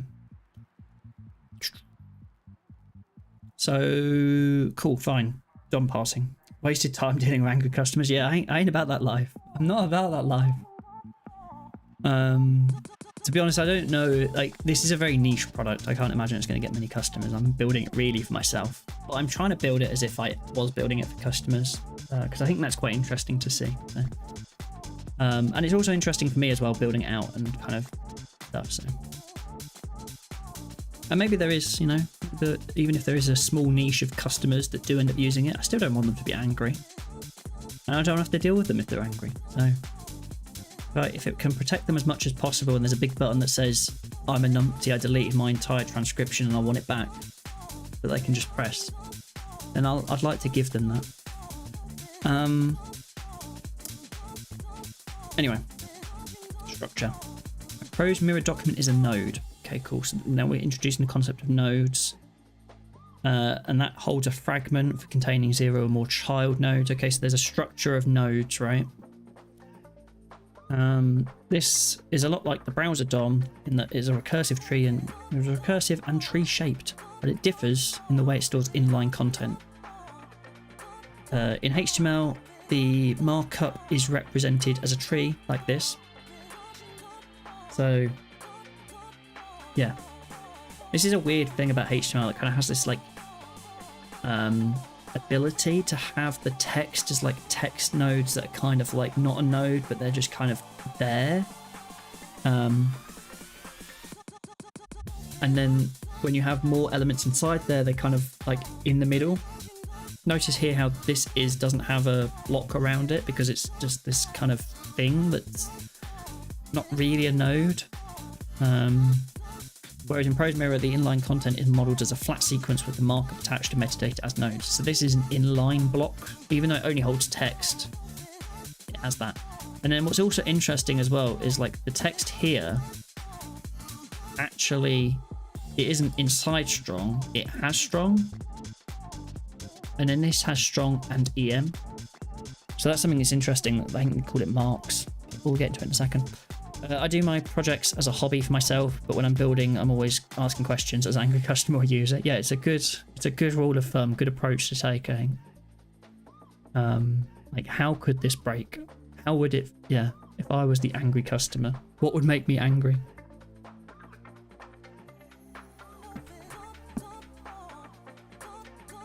Cool. This is interesting. This is like completely different, right? It's not just that the text isn't wrapped by the block. Like this isn't a node, it's something else. But also the way it applies these kind of inline markups, like strong and emphasis, they're modeled differently. This more closely matches the way that we tend to think about and work with such text. It allows us to represent positions in a paragraph using a character offset rather than a path in a tree. Okay, just need a moment to process that. Represent positions in a paragraph using a character offset rather than the path in a tree. Makes it easier to perform operations like splitting or changing the style of content without performing awkward tree manipulation. Right, okay, cool. Because in this world, you can end up with weird situations, right? Where, like, the strong, like, okay, like, now I only want the first 3 letters of the word emphasis to be strong. So actually now I have to do this really complex manipulation where, okay, I'm going to now move this strong tag over here, right? So strong text with is strong, and then we're going to start emphasis tag, but inside of that we need another strong tag, first 3 letters of emphasis. So now we need to introduce a new strong tag, and that's a little bit weird and confusing. Whereas I suppose what would happen here is much more simpler. We would just say, okay, now we don't want strong anymore on hasis. And so we could just say from this character to this character, remove the mark strong. And it's just going to then have, we'd break this down into 2 now. We'd just basically cause a split. And so, okay, so EMP has strong M and then hasis just has M, the same way that the strong here. The music stopped.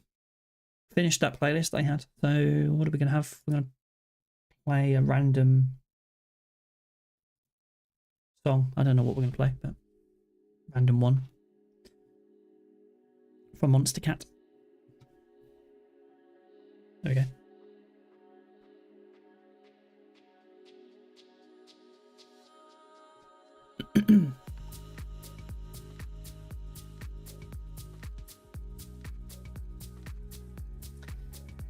Cool. So this kind of makes sense. I can see why they've taken this approach. This also means that each document has one valid representation. Adjacent nodes with the same set of marks are always combined together, and the empty text nodes are not allowed. The order in which the marks appear is defined by the schema. Yeah, I think that makes sense again, because I guess you could, like, it's not like, I mean, with HTML you can do a weird thing here, right, with this block of text. You could end up in a state where, like, let's say we have this block of text, right? You could have a state like this, which would be exactly the same, but completely different, you know?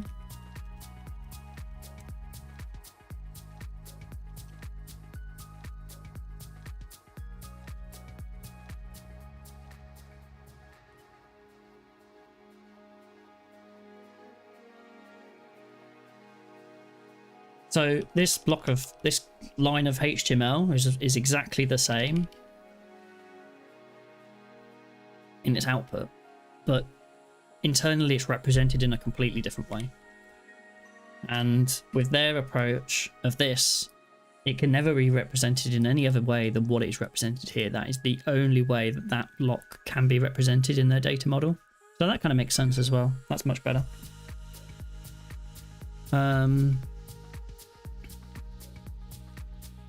So ProseMirror document is a tree of block nodes, with most of the leaf nodes being text blocks, which are block nodes that contain text. You can also have leaf blocks that are simply empty, for example, a horizontal rule or a video element. Okay, they make sense as well, yeah. Node objects come with a number of properties that reflect the role they play in the document. Is block and is inline tells you whether a given node is block or inline element. I'm curious about the inline block element. I guess, yeah, because the paragraph is display inline. Is a paragraph display inline by default?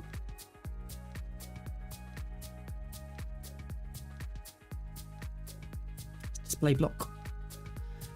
So what does inline even mean?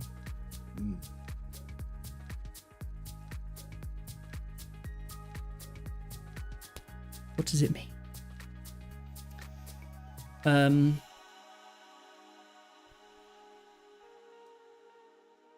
Inline content is true for nodes that expect inline nodes as content.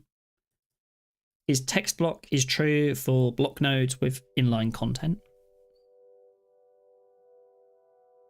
Is leaf tells you that a node doesn't allow any content.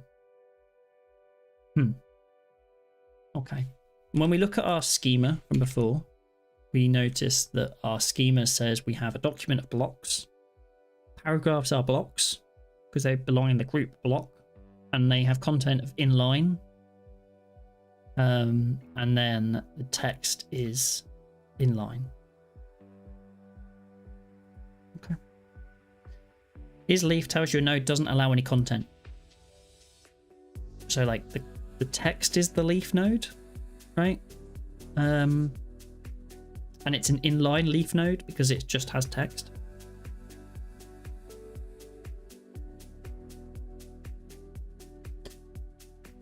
So a typical paragraph node will be a text block, whereas because it's a block that only has inline content. Whereas a block quote might be a block element whose content consists of other blocks. Text, hard breaks, inline images are all inline leaf nodes, and a horizontal rule will be an example of a block leaf node.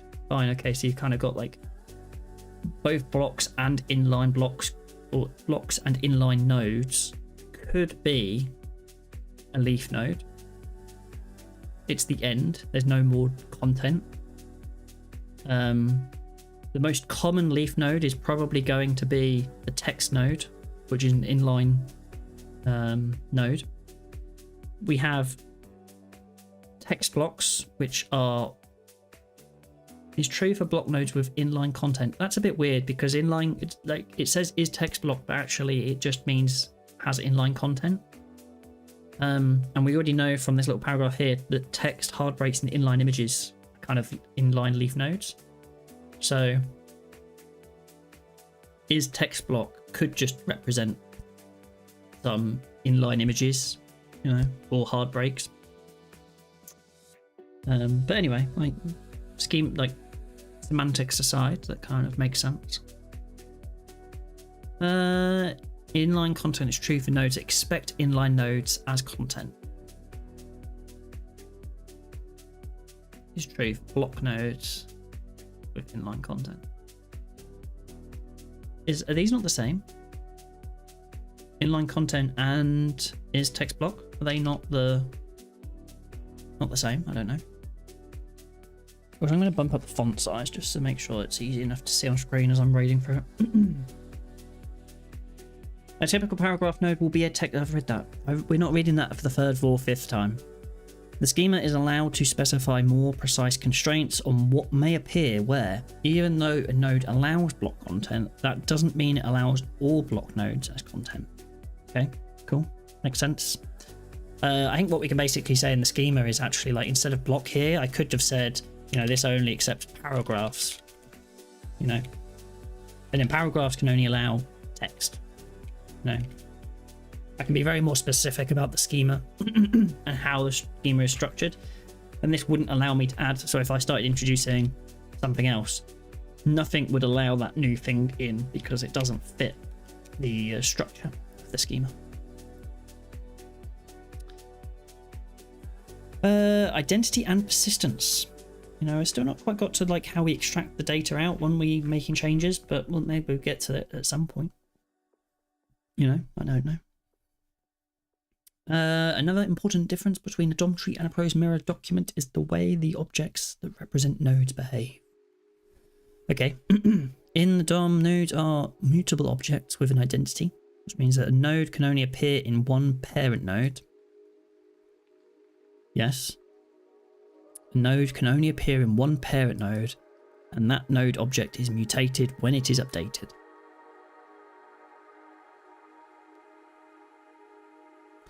The way that objects represent nodes behave in a DOM, nodes are mutable objects with an identity. In ProseMirror, on the other hand, nodes are simply values. They should be approached as much as you'd approach the value representing the number 3. 3 can appear in multiple data structures at the same time. It does not have a parent link to the data structure it is currently part of, and if you add 1 to it, you get a new value, 4, without changing anything about the original 3. I'm lost.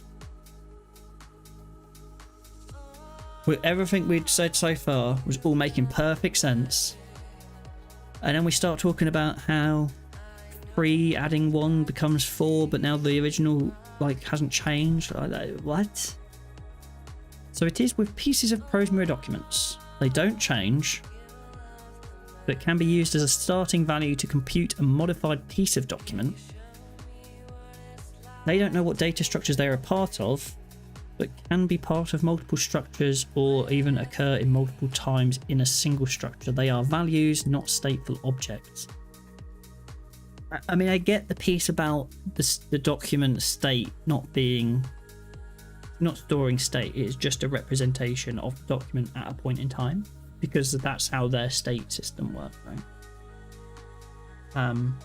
But what they've just written, how that's written is just, I'm confused, you know? I feel like they're trying to say something there, but they're not saying it. We'll keep reading. Maybe we'll get to it. I'm not sure.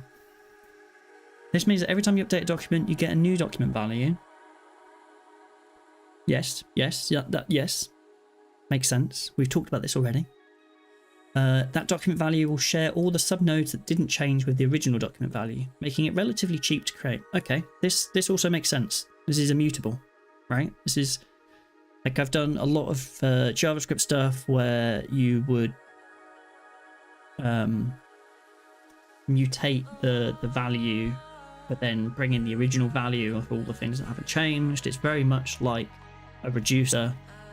Use reducer or redux, any of that stuff. I've done so much of that stuff that all sounds very familiar.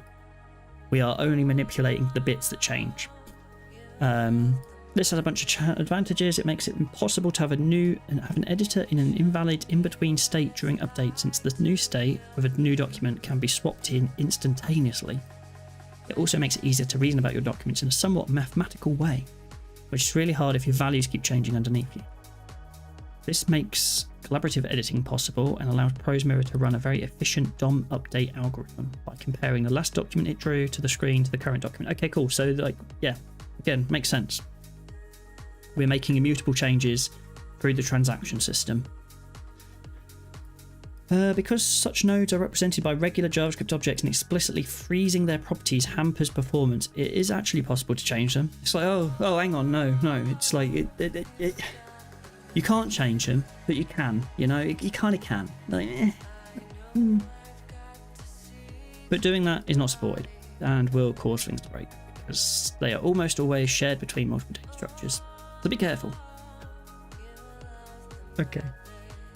I'm very familiar with JavaScript and how you can basically do whatever you want, whenever you want, to anything, but you should always be careful.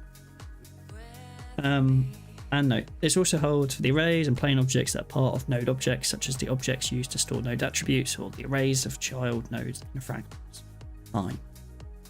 Basically, don't be directly modifying stuff in the state, because it'll do stuff, but it probably won't be good for you. Okay. The object structure for a document looks something like this. Sorry, what's going on here? Okay, fine, that makes sense. A node has a type, which is of node type, which is a class. Content, which is a fragment, which is basically holding an array of nodes. Attrs, which is an object of attributes. And marks, which is an array of marks. And so this block here is the block that we looked at here, right? Each one of these, the paragraph is a block, a node. This is a node, this is a node, this is a node. This node and this node had marks. This one just has the strong mark. This one has strong and EM. It all makes sense, you know.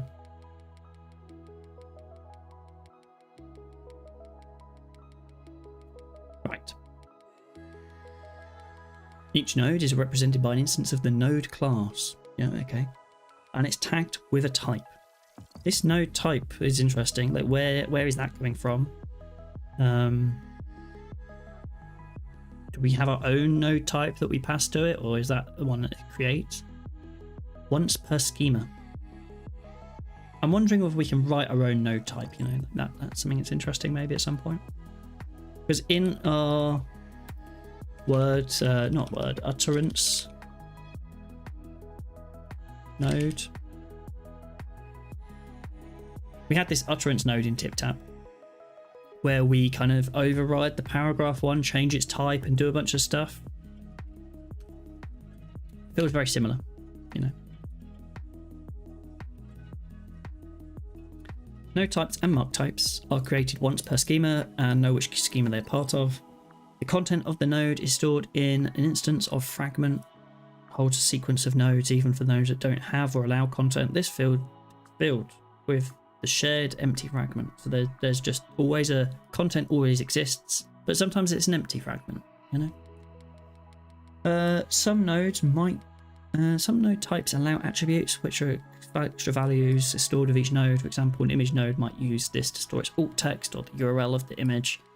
For us, we're probably going to store some data about the timing information.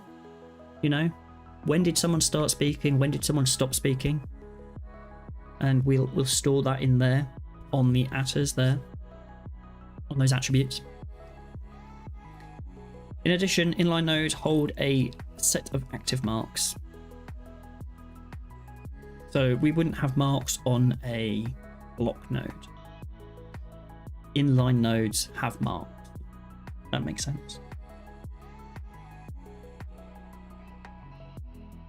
And that is probably the key distinction, right? It's inline nodes that have marks. Block nodes don't have marks. Things like emphasis or being a link, which are represented in an array of mark instances. Okay. And my thinking is, like, one of the things that I wanted to try and do with the TipTap editor, and I couldn't quite work out, was do this kind of highlight a word that's currently being spoken in the audio as the audio is playing. And so what we really need to do is I kind of tried to do it by manipulating the DOM directly. And obviously TipTap and ProseMirror hate that. They do not want someone else meddling with their DOM, screwing it all up. So they start doing weird things, you know. And so with this new version I'm building, I'm going to take a different approach. And I think what we need to do is apply the transaction. We need to apply transactions, which we know should be really cheap because it's calculating it's not modifying the entire DOM, it'll only modify the parts of the DOM that need to change, or the nodes that change, right? Based on the stuff it said before. And so we should be able to apply a mark to each one of those. Pretty good, pretty well. A full document is just a node. The document content is represented as the top level node childs, but typically it will contain a series of block nodes, some of which may be text blocks containing inline content. Top level node may also be a text block itself, so the document only contains inline content. Well, that makes sense as well. So we could have gone, you know, instead of this, we could have had our type doc here, and well, we could have just called it paragraph. I suppose we could have just said, you know, this document just contains one paragraph. I'm curious, so I want to see, like, if we yank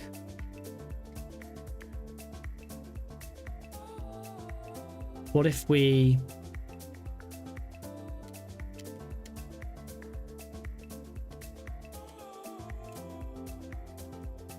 did that, you know? I don't know if that's going to work. So we can type now, right? We're inside our paragraph, but my enter key does not work anymore. Legend Monkey, afternoon. Hope you're doing well. So we're in the editor and I can't press enter because what I've done is said, okay, our document is a paragraph, and paragraphs only allow inline content. The only inline content we can have is a text. And so when I press enter, there is no way of doing a new line because we don't have kind of the break rule BR tag in my schema right now. Cool. That makes sense. But our schema does allow for there to be a doc. And so we have doc and we can enter.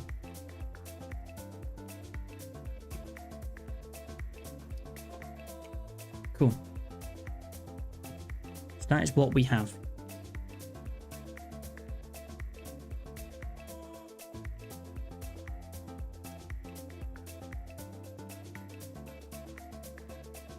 So that's a full block node, and that's full document is a node. What kind of node is allowed?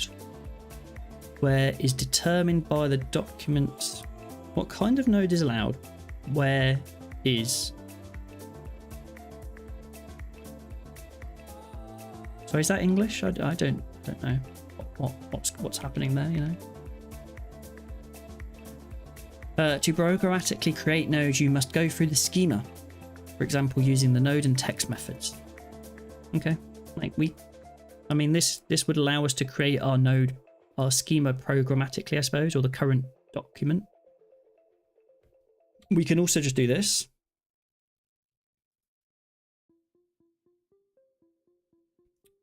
But I suppose if we needed to create our node programmatically, we could do it like this, you know.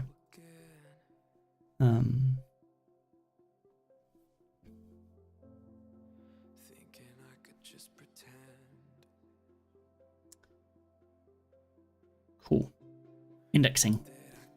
ProseMirror nodes support two types of indexing. They can be treated as trees using offsets into individual nodes, or they can be treated as a flat sequence of tokens. So indexing, I think, is important because this is how we are going to refer to certain points in our document, right?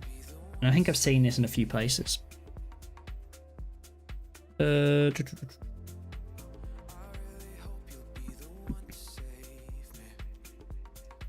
What have we got going on? Yeah. Can you resolve the conflicts on this and then I'll get it merged?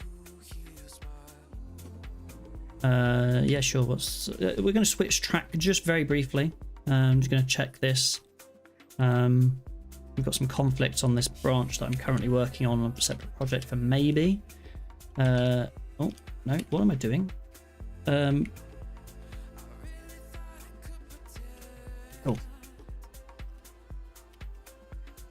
What was this? This is a feature CSS organization. The CSS organization, yes. Git fetch upstream.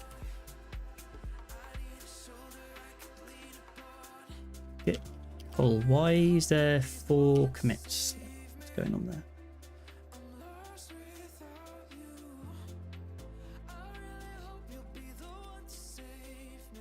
Is that because he called the merge on it? Yeah, he merged the branch, so that's why I was a bit behind. Git merge upstream main, and then we have a fix that we need to apply.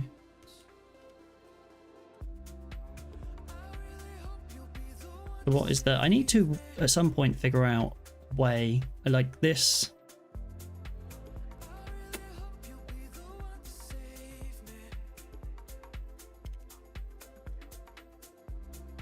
Accountable.model.name.human.downcase. I think that's it, right?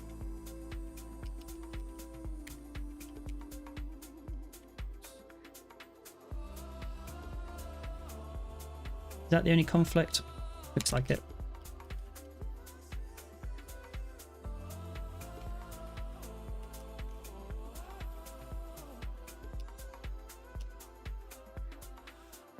And yes.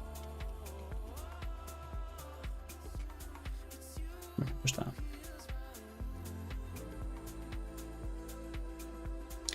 Merge remote tracking branch upstream main into feet CSS organization.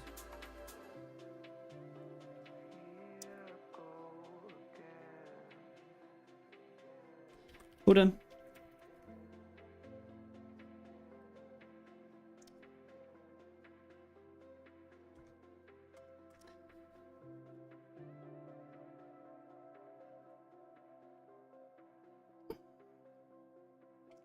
Cool. Sweet. That tidies that up. And then we will switch back to... What was we working on? Master minutes. Anyway, back to ProseMirror. what are we doing with ProseMirror? Well, we're looking at indexing next. And so indexing is important. Let's dig into how indexing works. Looks like there's a couple of different ways we can index. We can deal with the tree structure, or we can use the offsets. And I think a lot of the time what I've seen is the offsets. Like there's just a random number, and the random number will point to a position in the document. And I'm really curious to know how the random number reflects to the tree, because they're two different data structures, you know. First allows you to do things you similar do with the DOM. So we're going to talk about the trees first. Interacting with single nodes, directly accessing child nodes using the child method and child count, writing recursive functions that scan through a document. If you want to look at these nodes, use descendants and nodes between. Fine, so we can recursively move through the tree, right? I'm very familiar with that, doing a lot of DOM stuff. Pretty natural. What's not natural is this next one, but I think is quite useful. So the second is more useful when addressing a specific position in the document. It allows any document position to be represented as an integer. Index in the token sequence. These tokens don't actually exist as objects in memory, they're just a counting convention, but the document's tree shape, along with the fact that each node knows its size, is used to make by position access cheap. This is interesting because I think one of the things we're going to need to do is make very fast manipulations to like transactions to apply a mark. So we've got some audio here, and as we play the audio, I want to highlight the word that's currently being spoken, and so that is going to be applying transactions that are modifying the mark continuously, one after the other. So like, okay, mark this, mark this, mark this. That might even be happening while we're typing, and I don't want the editor to be slowed down by it. So we need to very easily say, okay, this position needs the mark. So I need to work out how we call that. The start of the document, right before the first content, is position 0. Entering or leaving a node that is not a leaf node, i.e. supports content, counts as 1 token. So if the document starts with a paragraph, the start of the paragraph counts as position 1. Each character in the text nodes can count as 1 token. So if paragraph is the start of the document, contains the word hi, position 2 is after the H, position 3 is after the I, and position 4 is after the whole paragraph.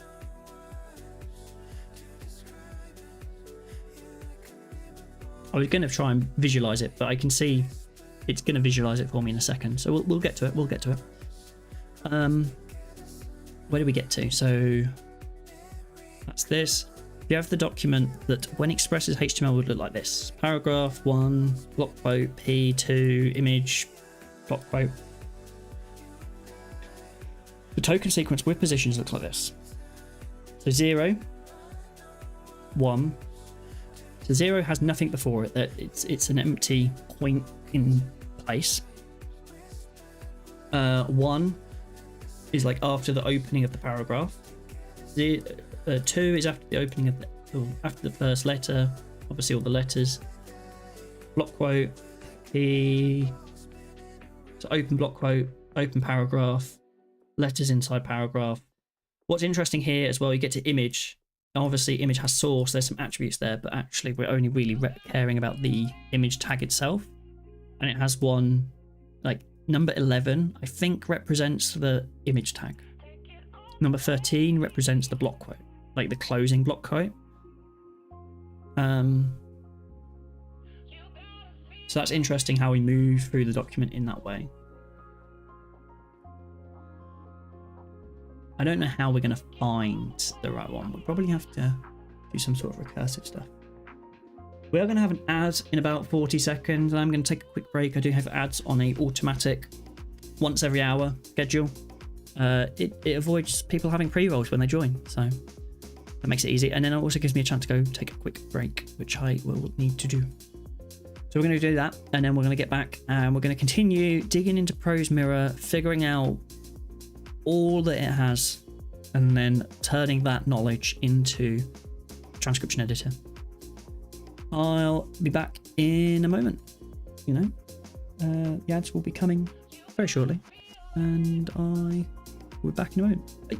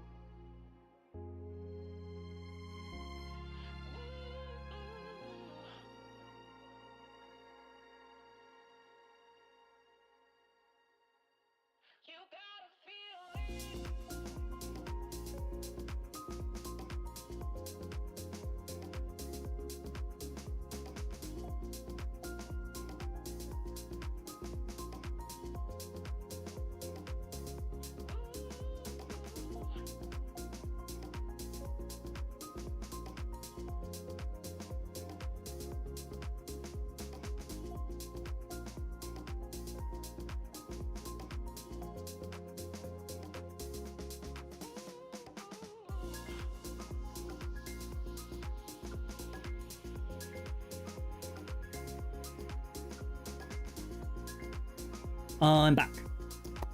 Looks like we've still got some ads running. They run for 3 minutes apparently, but not everyone always gets 3 minutes worth of ads, so hopefully part of the group that gets the smaller amount of ads. I think it depends on how long you've been on Twitch, that day or whatever. I don't know, or maybe how many ads they've got to serve. Who knows the ins and outs of the ad algorithm? But what I'm more interested in is the ins and out of ProseMirror. So I'm going to continue figuring some of this out. So each node has a node size property that gives you the size of the entire node. That's interesting. And you can access the content.size to get the size of the node's content.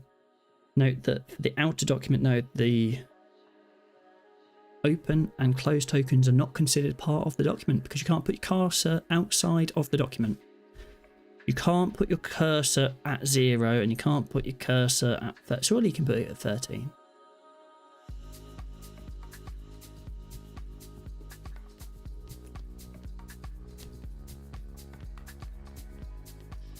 So, the size of a document is doc.content size, not doc.node size. Sure, okay, fine. And actually this whole size thing is something we did play around with, right? Like here, doc.content size. But actually we could also look at transaction node size.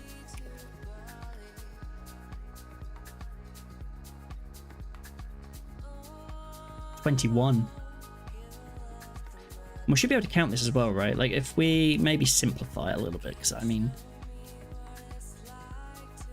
delete 2 there, you know, we'll just have hello.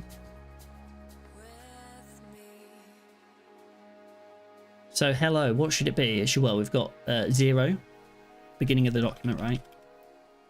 We've got, which actually we technically can't get to. There will always be this paragraph block here. It'll always be there. So there's 0, and then there's 1, which is the beginning of the paragraph. So actually we can't get to 0, so that's right. Then we've got 1, beginning of the paragraph. We've got 2, beginning of the H. 3, beginning of, or after E. L, 5. L again, 6, O, 7. And an 8. After the paragraph, which again we can't get to, you know, we can't get to the end, like the cursor won't move anymore. It gets to the end of O and stops.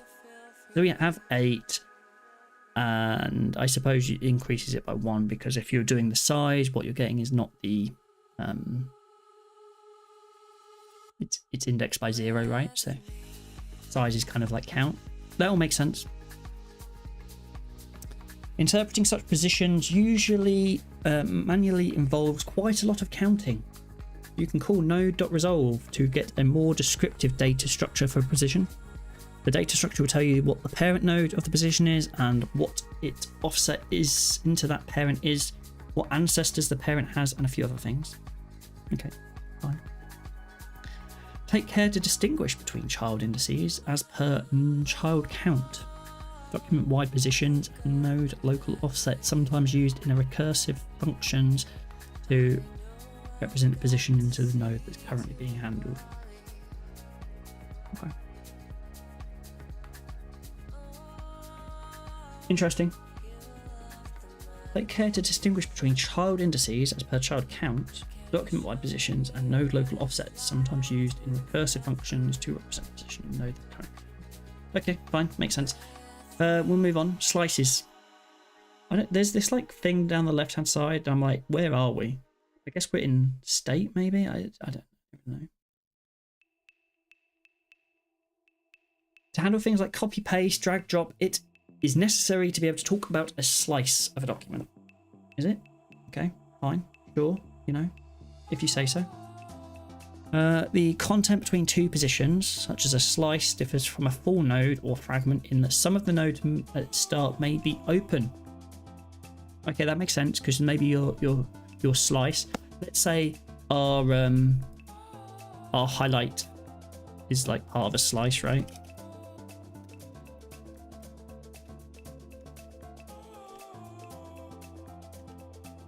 And if I start my highlight here to there, I'm in an open paragraph at the beginning and an open paragraph at the end, you know?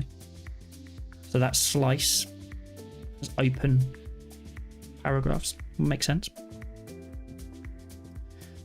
And here we go. If you select in the middle of a paragraph to the next one, the slice you've selected has 2 paragraphs in it. The first one's open at the start and the second one open at the end.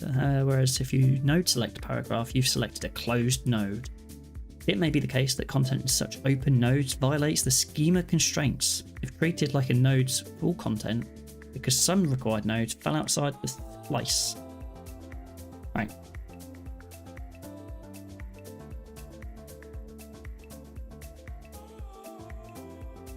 The slice data structure is used to represent slices. It stores a fragment along with an open depth on both sides. You can use the slice method on nodes to cut a slice out of a document. Okay, fine. That kind of makes sense. I don't, like, again, we haven't really got a practical use of it yet. Apart from drag and drop and copy and paste, yeah, sure, maybe. Copy paste is an interestingly complex operation anyway, right? Changing. Since nodes and fragments are persistent, you should never mutate them. Never to be mutated. If you have a handle to a document or a node or a fragment, the object will stay there. It will stay the same. Okay. Again, I think we've gone through this once or twice, but again, yeah, sure, okay, it's immutable. If we want to change the node or the fragment, we perform transformation, transaction. Most of the time you'll use transformations to update documents. You won't have to directly touch the nodes. They'll also leave a record of the changes, which is necessary if the document is part of an editor state. Yes. In the cases where you do want to manually derive an updated document, there are some helper methods available on the node and fragment types. To create an updated version of a whole document, you'll usually want to use the node.replace, which replaces a given range in the document with a slice of new content. Update node shallowly, you can use its copy method, which creates a similar node with new content. Sure. Fragments have various updating methods such as replace child or append. I didn't want to click it, but sure. Okay. Seems very surface level. I'm kind of like, okay, I don't know what I'm going to do with this information right now, but, you know, kind of useful to know maybe. I've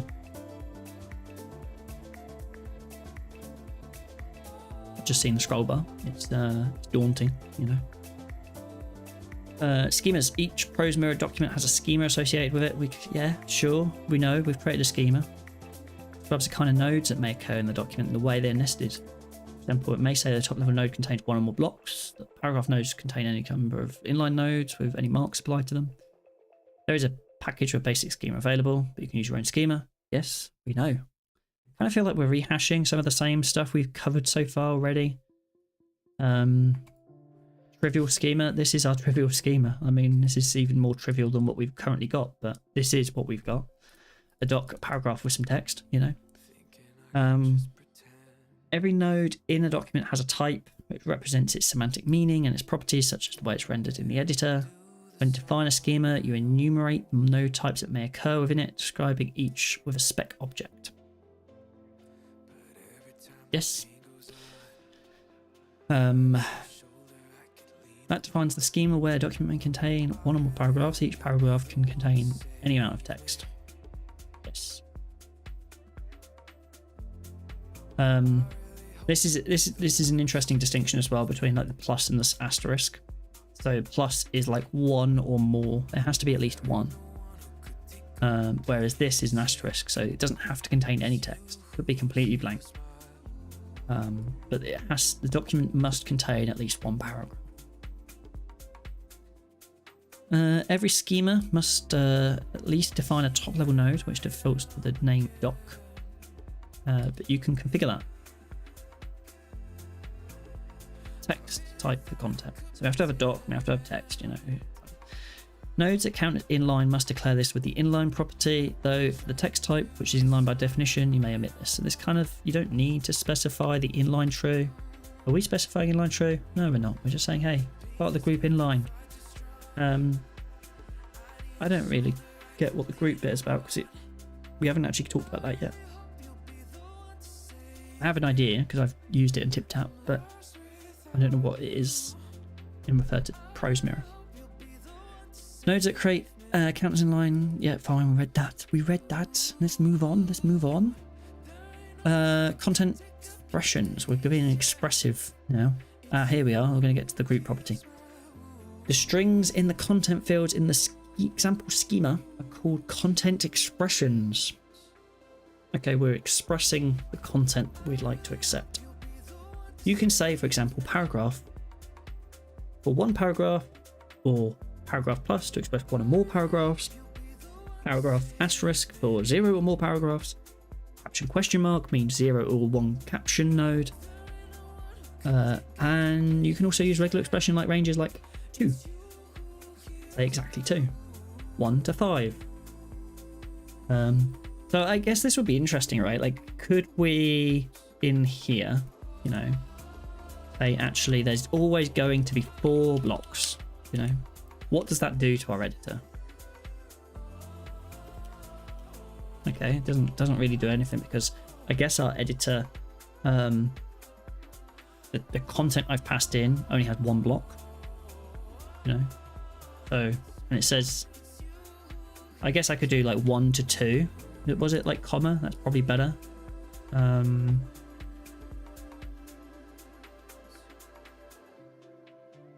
can also use expression ranges 1 to 5. So that could be interesting. Like, what if we say 1 to 4? So now if we do new line, we can do it up to 4. You know, line 1, line 2, line 3, line 4. As far as we're going to get, because our schema says it. Our schema says so. So we follow the rules of the schema. So that's interesting. You know, we can do those things. We can also say 2 or more. Like, this could be useful for a bunch of different ways. Such expressions can be combined to create a sequence. You could say heading and then a paragraph, 1 or more paragraphs. You can use the pipe operator to indicate choice between 2 expressions. You can be a paragraph or a block quote. Any 1 or more of those.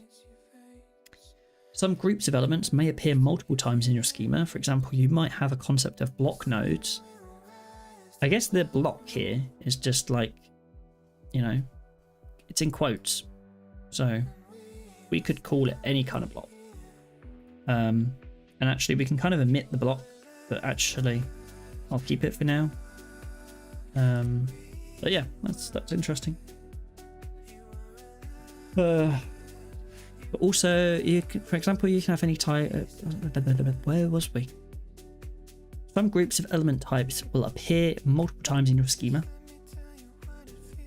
For example, you might have a concept of block nodes that may appear in the top level, but also nested inside block quotes.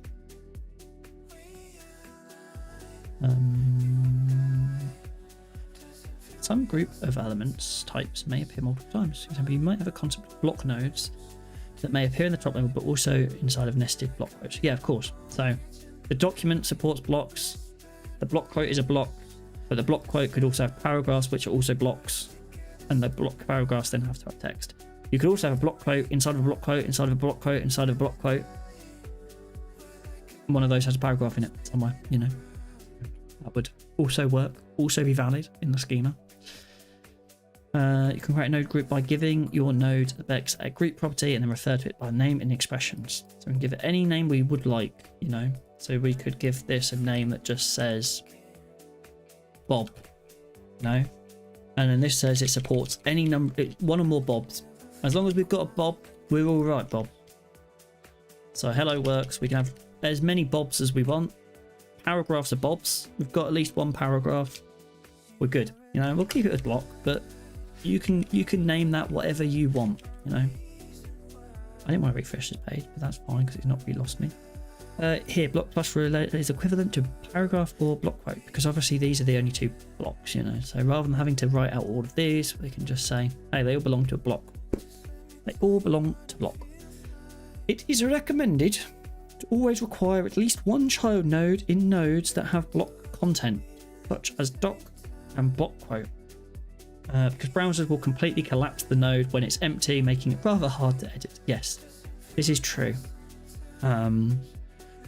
Our translation editor should always have at least one passage that you can type into, because if you don't, it becomes very hard to like.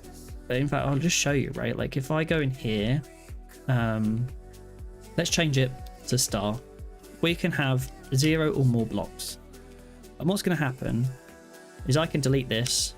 And actually, I think the editor's going to recover it because it has like a min height or something on the editor, or it just knows. Oh no, it's not going to let me get rid of that paragraph. But anyway, I mean, if it was this, and it might stop it from happening. Okay, so it does stop it. You know, it knows that this is a bad idea. But it doesn't know that's a bad idea if I create a new block, you know.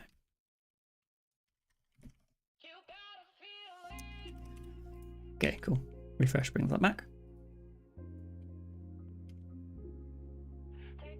Cool.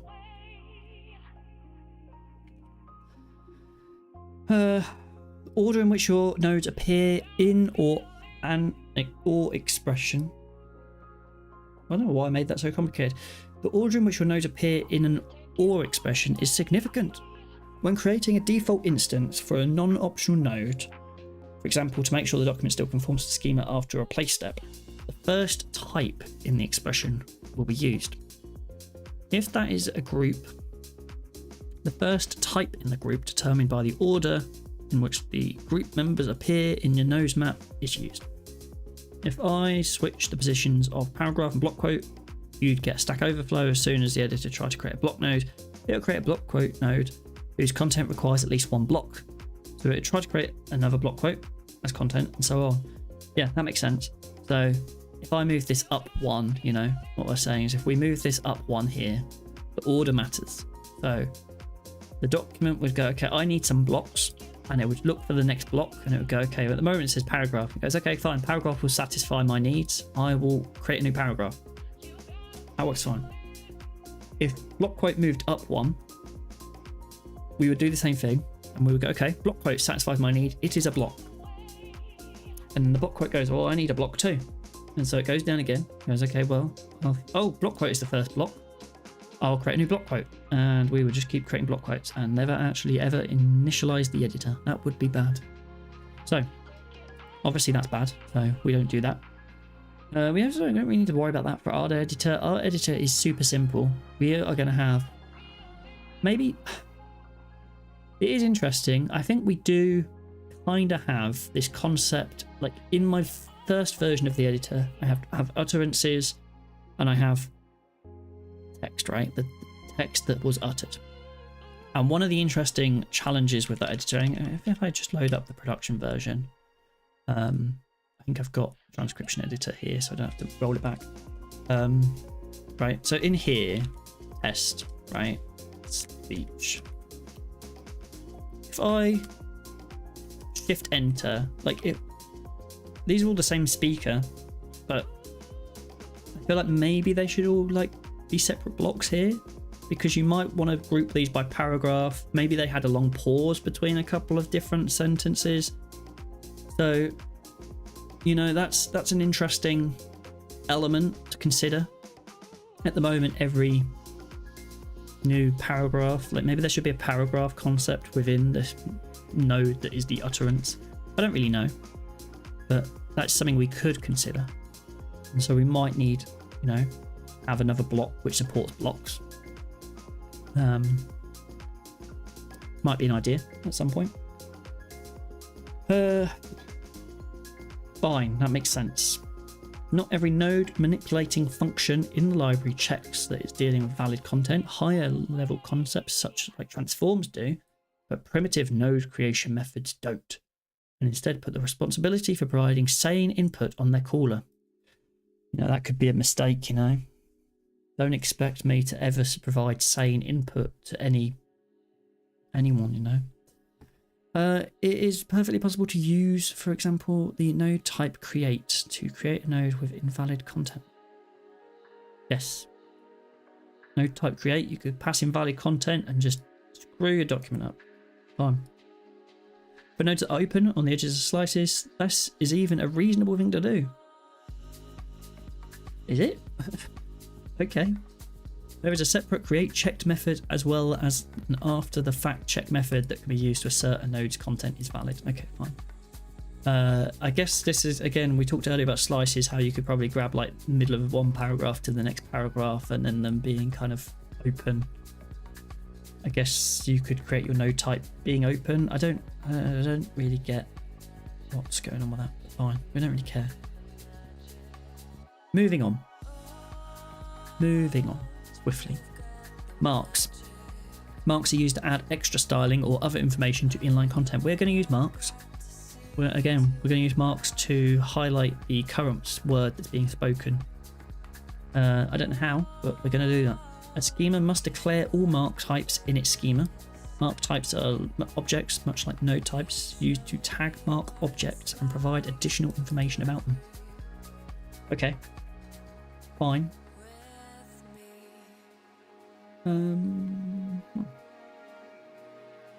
By default, nodes with inline content allow marks specified in the schema to be applied on their children. If you can configure this with the marks property on your node spec. Here's a simple schema that supports strong and emphasis marks on text in paragraphs, but not on headings.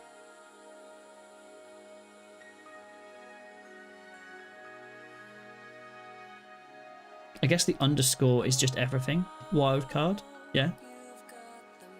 The set of marks is interpreted as a space-separated string of mark names or mark groups.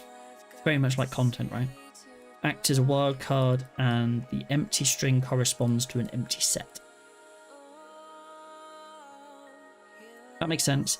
It would be interesting to apply a mark, actually. You know, let's see if we can apply a mark to our document. And how that might work, right?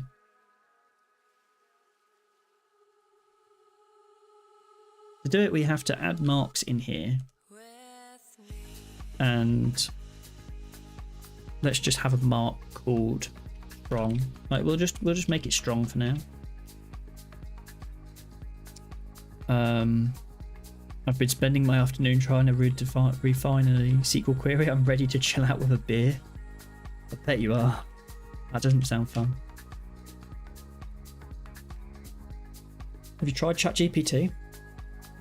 ChatGPT is pretty good with SQL. ChatGPT.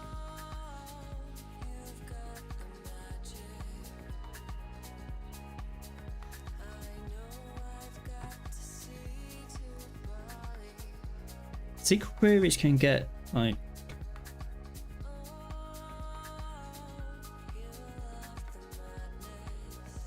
I would like to be able to add the mark, and then I'd like to see what the document looks like, because I don't know.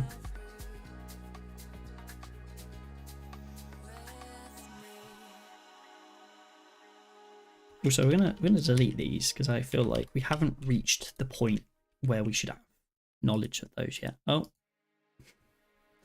apparently I need those.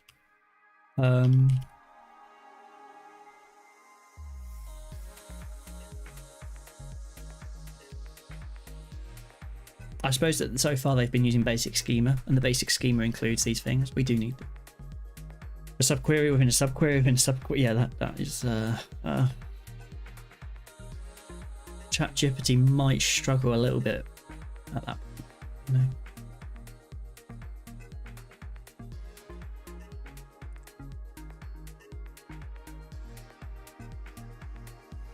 It's company code, so shouldn't. Fair enough. Is your company quite strict on some of that stuff. I know some companies are just like, yeah, sure, whatever, throw it up on ChatGPT if it helps you go faster. But there's also certain industries where that doesn't necessarily work as well. I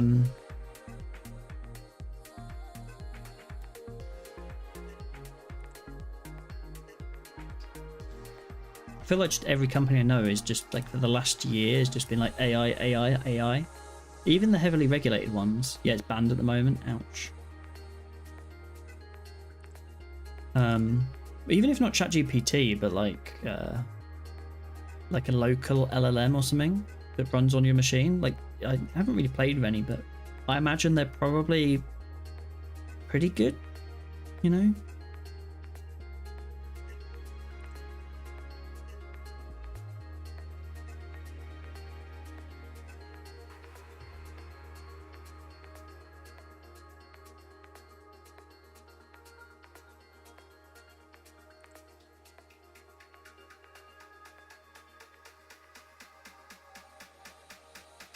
Good chat, I'll have a look.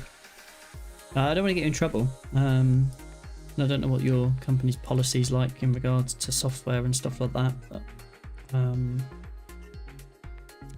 yeah, it might be worth proposing as an option.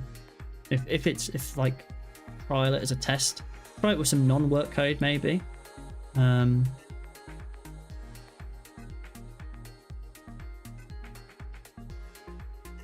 in free time, and then just see if you can put something forward, like, hey, we use this.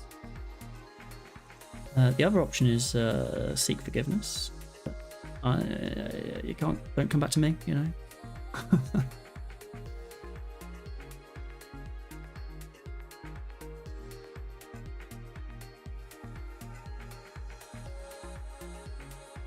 Seek forgiveness, not permission, is usually a strong way to go, but again, it's not official advice from me.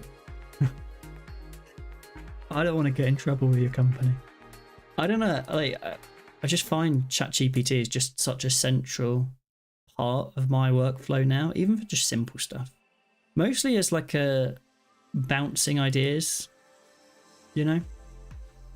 Exploring alternative perspectives, it's really good for.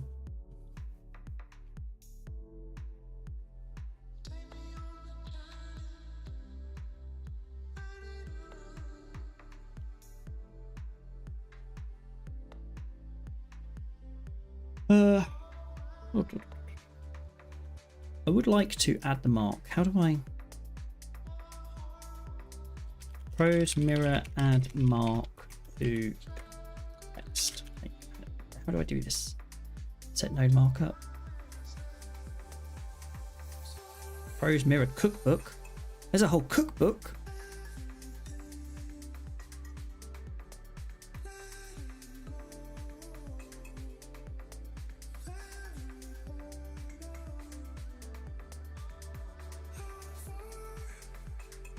The cookbook is very advanced.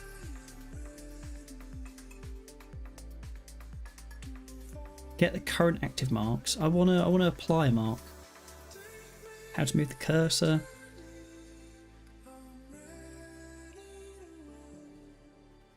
Toggle mark.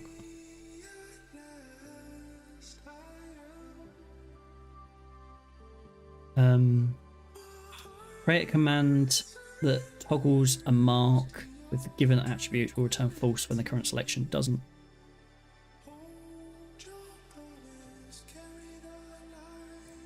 I see, so we could... is this coming from commands? So can I just, you know, toggle mark? It's just a command, right? So using the knowledge that we had before, it seems like this is going to return to us a command that we can call. And we're going to pass it the mark type. For the mark type, like, how do we... Where's mark type coming from?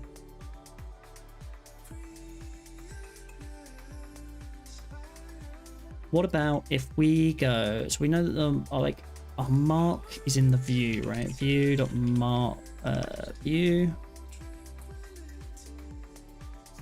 schema. What is in view? What do we have access to? I'll make that bigger so you can see it. We've got state. I guess state kind of is where we're storing our schema, right? State config, selection stored marks, doc config, schema, marks, strong. Okay. So we have something like view.state.schema.marks.strong. Okay, that's that. So we're going to pass that to toggle mark. I don't need to pass it any attrs because we don't have any attrs. And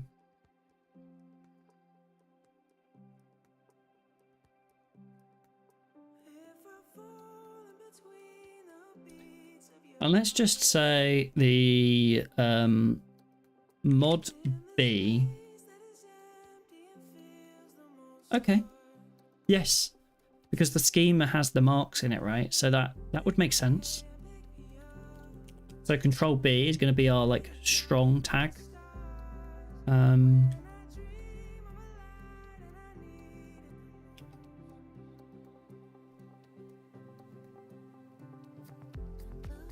Control or command B. Oh. What's it done? We don't have a 2 DOM on our strong. Let's take a look at the ProseMirror schema basic, because we're not using that library, but maybe there's stuff we can grab from it. How do they define their strong tag? Well, they have a pass DOM and they have a 2 DOM, and the 2 DOM returns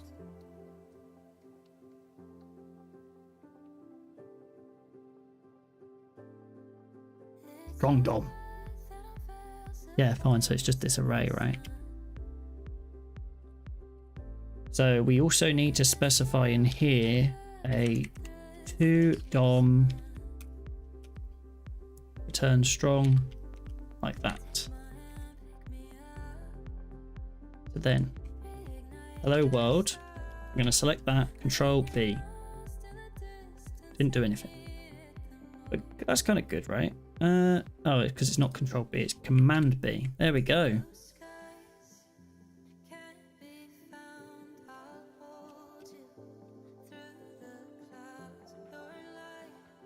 Hello, beautiful world.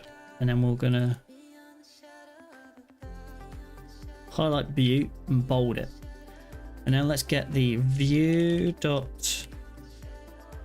What was it? It was how do we get this one? Copy object.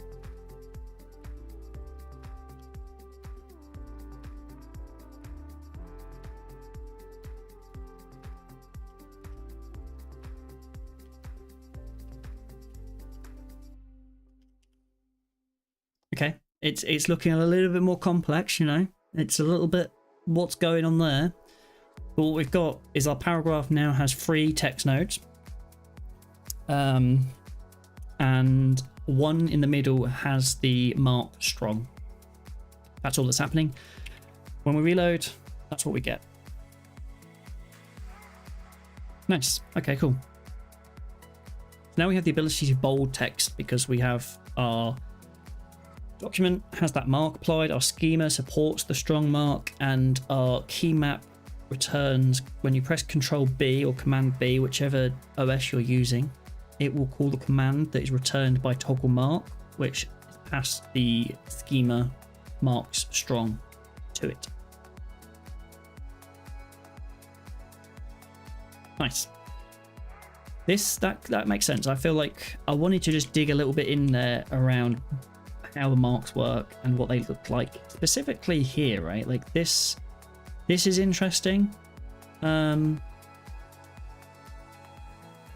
I guess the version of this that I had before would have had literally every single word, it had a mark. And I don't think that necessarily was a good way of doing it. I think I should have represented it in a different data structure. So I'm making it, I'm feeling more confident that like whatever approach we land on is going to be a lot better than what we had before, and we're going to understand it a lot more, and I'm not going to get as frustrated. So we're going to continue. We don't need to do the emphasis. We just needed an example, and we have that now. Like, this doesn't have to be strong. This could be whatever we want. We could, you know, could return a span, could have attributes on it, it could have all sorts of data on it. Whatever, right?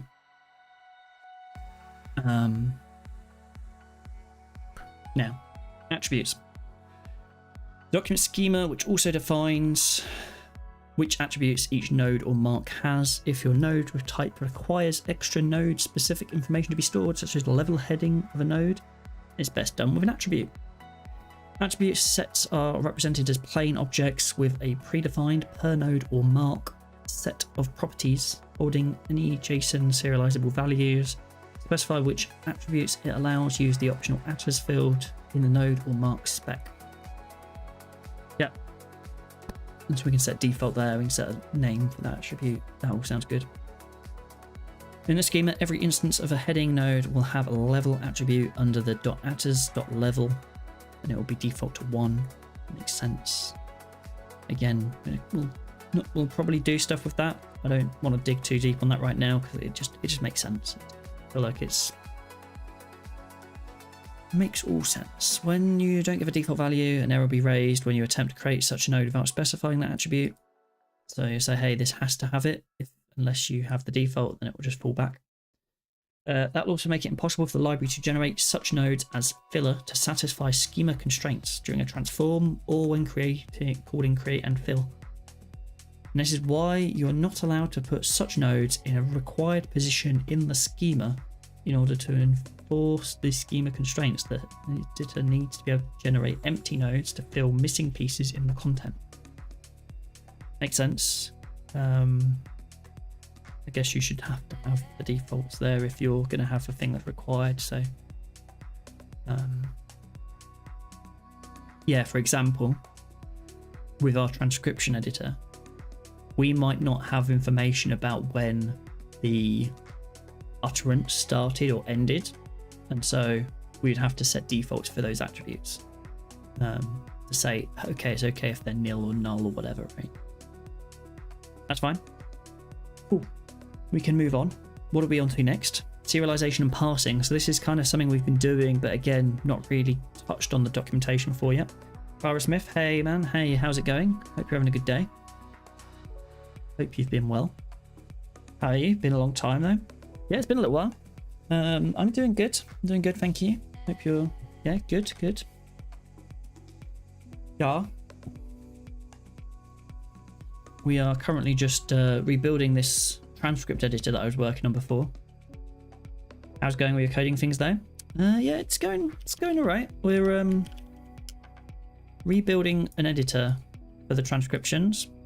So I had this before, and it kind of works. Looks kind of nice. Has a few issues though, and so we're rebuilding that, and we're rebuilding it with ProseMirror, and we're currently going through the docs and figuring out how it works and what it does. But I didn't get projects. That's all right. I don't know if we ever talked about like what I was working on here, but I guess I've got a bit more of a thing to show now, which is helpful. But basically we have an app where you can go in and you can upload. So if I have this meeting, 28th of January 2024, 6:30, you can upload an audio recording of a meeting, and once you have uploaded it, it then allows you to check out, and then you can get it transcribed, and you can edit the transcription, and then generates the meeting minutes. You were asking for something a time ago. What was that, buddy? I don't know. I think I was asking for anything.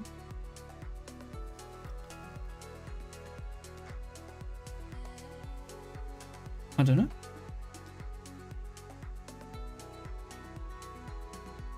Related to graphics?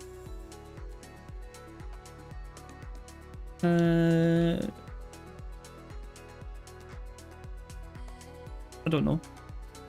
Sorry. I don't know what you're referring to. Check Discord. I don't even know where my Discord is right now. Do I have Discord around? You know? Is it there?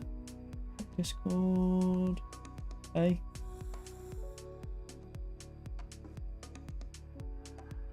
Remember you? Yeah, I remember you. Oh, you know about when we were talking about like emotes and stuff? I wasn't asking for anything, I was just sharing some ideas I had.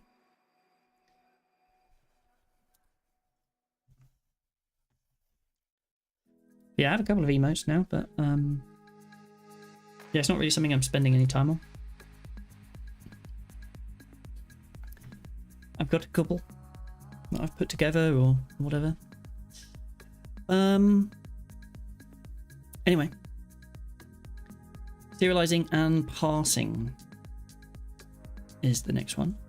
In order to be able to edit them in the browser, it must be possible to represent document nodes in the browser DOM. The easiest way to do this is to include information about each node DOM representation in the schema using the toDOM field in the node spec.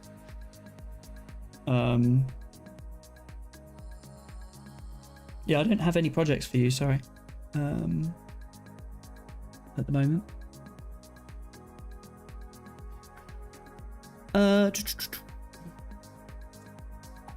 Yeah, so the field should hold a function to that when called with a node as an argument returns. So, description of DOM structure for that node. This may be either direct DOM node or an array describing it. That's interesting. So it could actually just be the DOM node.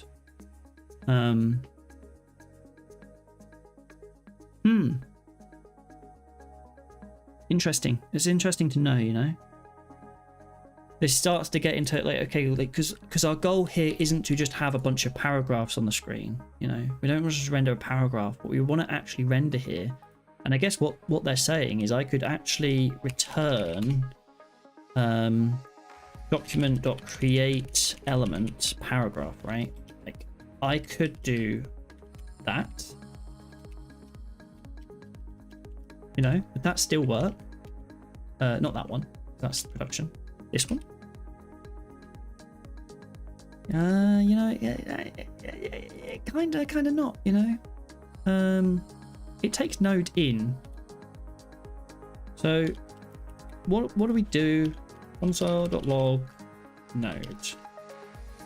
What are we getting here?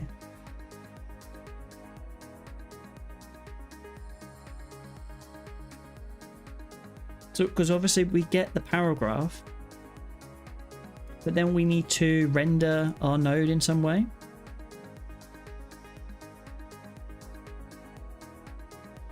This may be a direct DOM node or a array describing it. Okay, this is linked. DOM output spec, DOM node, DOM, content DOM object, or the array. Okay, but like how about... So it's also saying I could have returned an object, right? Which just says DOM is this.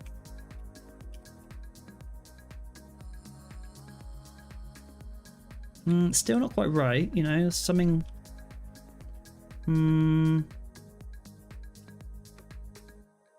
It says content DOM is empty, like could be empty. The first value in the array should be like, okay, so description of a DOM structure can be a string interpreted as a text node, a DOM node which interprets itself as a DOM content DOM object, or an array. An array describes itself a DOM object element. The first value should be a string, the name of the DOM element, you optionally prefixed with the namespace URL. If the second element is a plain object, it's interpreted as a bunch of, okay, fine. Any elements after that, including the second, are interpreted as children. And must either be DOM output spec values or the number 0. Number 0, pronounced whole, is used to indicate the place where the node should be inserted. Interesting. So I think this is saying that I have to, I don't really recall the document .create element syntax right now off the top of my head. It's not something I often have to write, but options. How do I set like the value?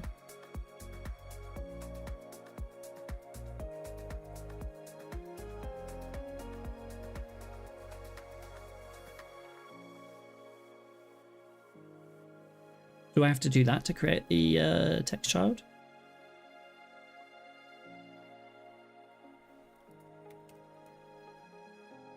How to create a DOM node in JS with the content set to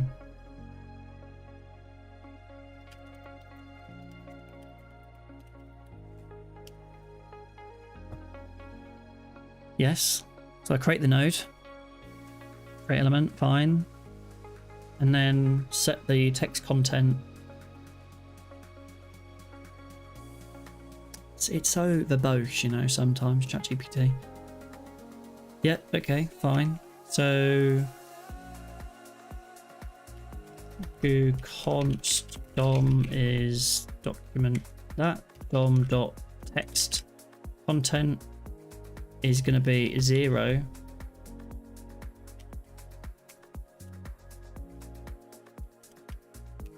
And then we'll save that, you know, see how that goes.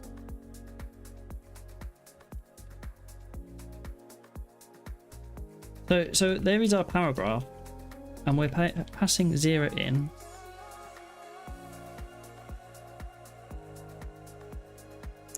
DOM output spec, you know.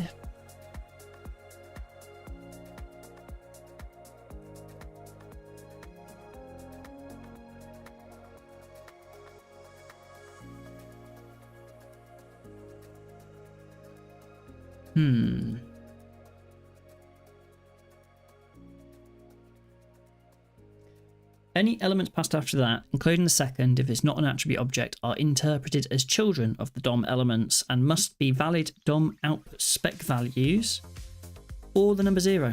The number 0, pronounced whole, is used to indicate the place where a node child node should be inserted.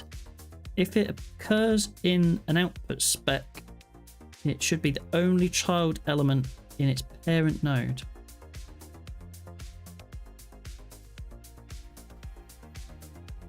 You know, I think one of the things that I should have done, dom.append child 0. This feels weird, but I just want to give it a second. No, okay, that doesn't work. I don't know why I thought that might work, but you know, I thought we'd give it a go. What did they do here? This actually doesn't suggest using text content. This suggests doing like create text node. Now text node's weird because actually like we can't guarantee that it's going to be a text node, so it doesn't make sense to create a text node to put in there.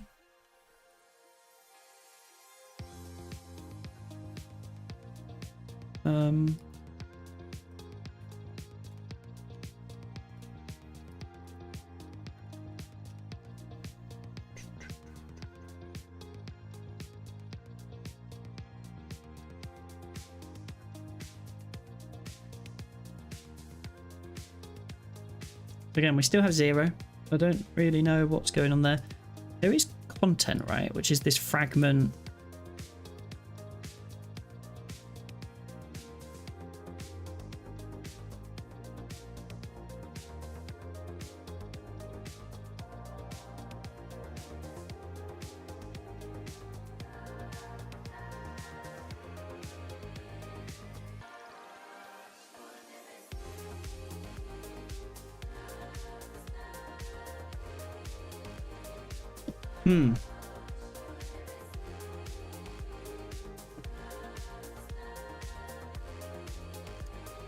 Okay, fine. So maybe we move on. Maybe we come back to this. I think there's something here that we need to understand more, because actually we want to add our select element. There's a bunch of stuff we want to render some of these nodes. You know, so we'll do this. We'll comment that out. We'll do that, and then we'll delete inside the brackets. And then we'll return back to the default way of doing things. I mean, what is interesting, I think, is this, right? So it looks like we probably could do another thing where we have a span and then we eventually say 0.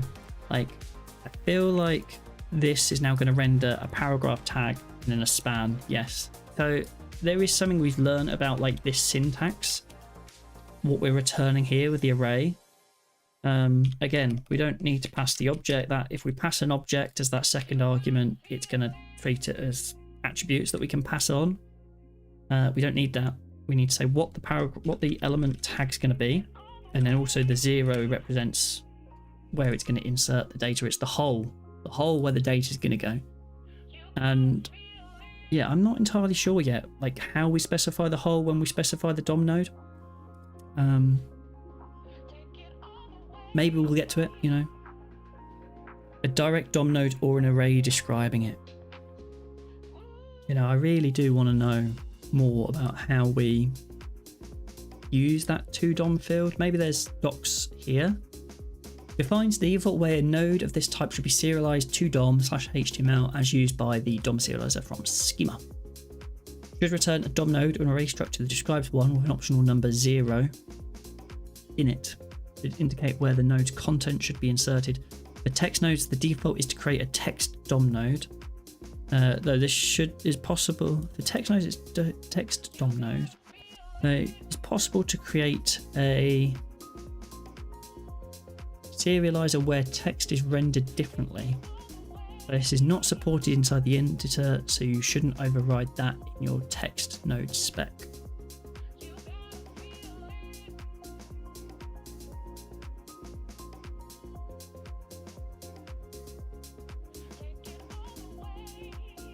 I do want to just try that one last thing, the thing that we never really tried here.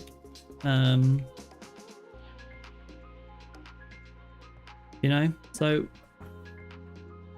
the one thing we didn't really try was this, which was we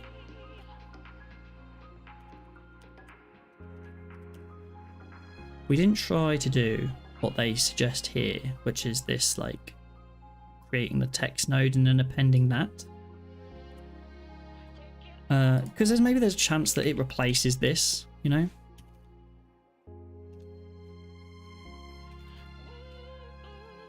DOM.append child new content, turn that DOM. No. Okay.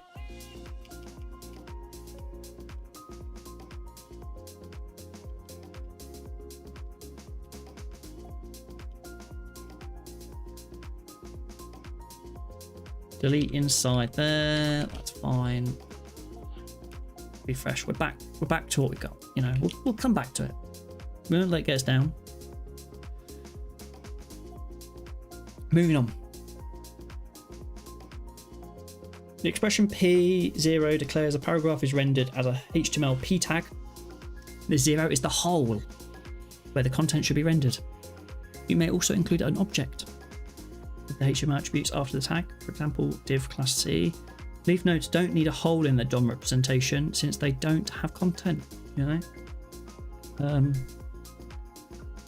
Yeah, they don't have content. So the text obviously doesn't have a toDOM because it just has a default behavior, but if we had a different leaf node that wasn't text, then it wouldn't have that. Mark specs allow a similar toDOM method, but they're required to render a single tag that directly wraps the content. So the content always goes directly in the returned node and the hole doesn't need to be specified. You may often also need to pass a document from DOM data, for example when the user pastes or drags something into the editor. The module also comes with functionality for that. You're encouraged to include passing information directly in your schema with a pass DOM. So we have pass DOM here, right? And we didn't really do it for the mark, right? So what's interesting about that is if we went in here, right, and we did a new line and we copied this and went down to the bottom, did a new line, pasted it, we lose our strong tag. And that is because we never told our strong tag how to pass the DOM, you know? And I think it just says strong because obviously oh,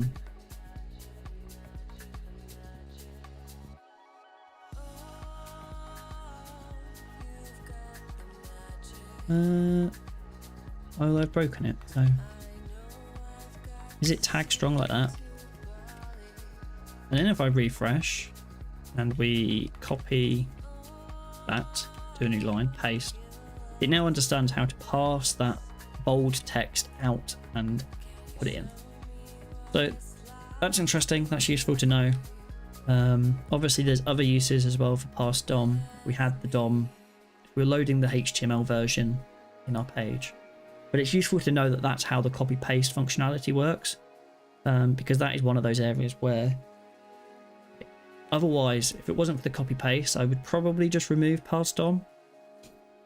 But it looks like it's going to be useful, so you know, we'll keep it. Make sure that the things that we want to copy have pass DOM on them, so that it copies them properly.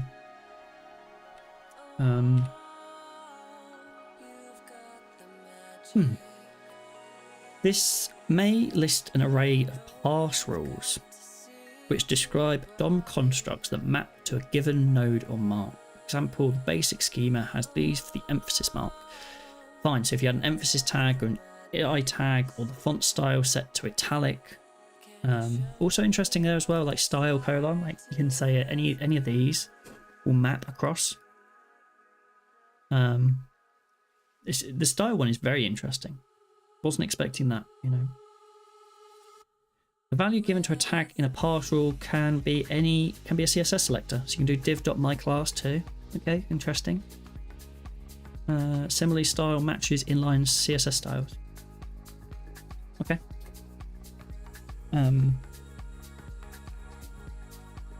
When a schema from a parse DOM annotations includes parse DOM annotations, you can create a DOM parser object for it. DOM parser from schema. That's going to be done to create a default clipboard parser, but can also override that. Cool, makes sense. I've just noticed, well, we're going to have an ad in about 50 seconds. I'm going to top up my water, so I'm going to take a quick break as well. Again, we just have ads on a schedule every hour. It means that people joining don't get pre-rolls, and I get to take a quick break away from the screen to go get a drink of water. So that is what we'll do in about 30 seconds time. In the meantime, while we wait, finish this paragraph quickly. Documents also come with a bit on JSON serialization format. You can call to JSON on them to get an object that can be safely passed to JSON.stringify, and schema objects have a node from JSON method that can pass this representation back into a document.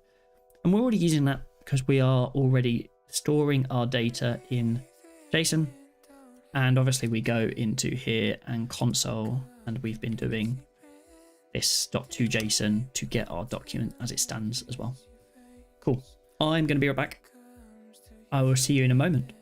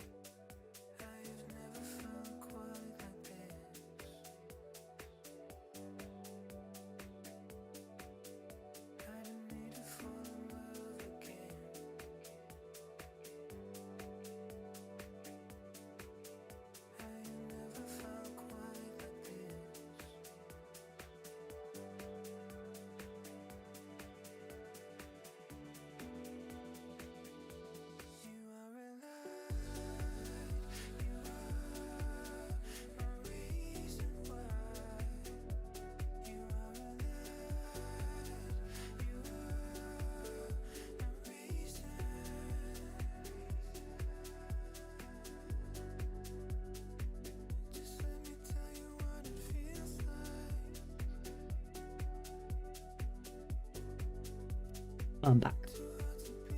Now, what was we doing? We were doing some stuff about serialization. Is that correct? Yes, it was. Cool. Well, we just wrapped up serialization, actually. We kind of looked at some of the stuff. We, again, taking a note of this 2DOM method because, you know, we want to pass our own DOM to some of these nodes. And we need to figure that out at some point. So, we're going to move on in this document. Maybe we'll come back. A couple of things have already come back and gone a bit deeper, so we might get there eventually. Or we might just have to go digging once we know a bit more about how this whole works. So, how long have we been going? 3 hours? Has it been 3 hours of just been doing ProseMirror documentation? It's a bit intense. I think we did some stuff differently along the way. I kind of rambled a bit for like first half hour, but still, we're making our way through it. And learning some things as well. I think this actually, I'm kind of feeling pretty confident we're going to be able to build something here. We set out to smash it. I'm not sure we're smashing it, but we're definitely understanding it, pulling it all together. So, extending a schema. The nodes and marks options pass to the schema constructor take ordered map objects as well as plain JavaScript objects. The resulting schema spec.nodes, spec.marks properties are always ordered maps, which can be used for the basis as further schemas. Such maps support a number of methods conveniently to create updated versions. For example, when you say schema.spec.nodes.remove block quote to derive a new set of nodes without the block quote node, which can then be passed to the nodes for a new schema. Fine. So there's some, we have the schema and we have some functions to manipulate the schema in different ways. And the schema's constructor, we kind of ran into this early on. There was like the add list thing that adds some stuff to some list objects in the schema. It was a bit weird, but we ran into the issue where it's actually ordered map, and it's a very specific kind of, they are ordered map objects. Actually, ordered map is a completely different, you know, package from a different person, and it has a bunch of functions that we can do stuff to it, you know. So that's what we know, that's there, right, in the schema. That's how the schema is returned to us. We can also pass an ordered map object to the schema in that way. We're not really going to bother about it right now. We're just going to give plain JavaScript objects because we can. We don't need to do anything else. Such maps support a number of methods conveniently to create. I've read that. Schema list module exports convenience method add list nodes to add the node exported by these modules to a node set. Yeah, I saw this, and this is the one we looked at, right? This is the add list nodes. Adds ordered list as ordered underscore list, bullet underscore list, and list underscore item. Yeah, it's a bit of a weird one, you know, but I guess if you have those in your schema, then yeah, you can modify them in some way. Fine, whatever. We're going to create our schema. We don't need to extend a schema because we're just going to modify our existing schema. We don't need to build schemas on schemas on schemas. Transforms are central to the way ProseMirror works. So we're going to move on to document transformations. They form the basis for transactions. Okay, so we talked about transactions and transformations a few times as we've been going through this, and I feel like I've been using them interchangeably. So there's obviously different words here. They must have different meanings underneath them. What's the differences? So transformations form the basis of a transaction. So it sounds like transaction wraps around a transformation. And the transformations are what makes the history tracking and collaborative editing possible. Okay. Why can't we just mutate the document and be done with it? Or at least create a new version of the document and just put that into the editor. There's several reasons. One is code clarity. Immutable data structures really do lead to simpler code. I feel comfortable in immutable data structure land, you know. A lot of my code style until recently has been very strictly immutable data structures. I think there's some pros and cons to it now. Like, I think anytime you kind of go, okay, this is the one true way, it's probably the wrong path, but there's some stuff you learn along that way. So I think, yeah, like, I would be comfortable with that. I think it makes sense. I think for this, it makes sense. The main thing the transform system does, I almost said transaction, but transform system does, is it leaves a trail of updates in the form of values that represent the individual steps taken to go from an old version of the document to a new one. This is very much like Redux, right? The reducer function, taking a bunch of actions. You can, like, I remember doing a whole bunch of stuff with React where you could replay, undo those like transformations that you're doing when you're playing an action, because you can store up the actions and undo and change, store the changes and all sorts of stuff like that. So I'm very comfortable in that space. The undo history can save these steps and apply the inverse to go back in time. ProseMirror implements selective undo, which is more complicated than just rolling back to a previous state. That's interesting. Selective undo. What does that mean? I mean, this is the history thing, right? I guess history is selective, meaning it does not just roll back to a previous state, but can undo some changes while keeping other later changes intact. What? What? What? Okay. I guess kind of like a Git work tree kind of thing.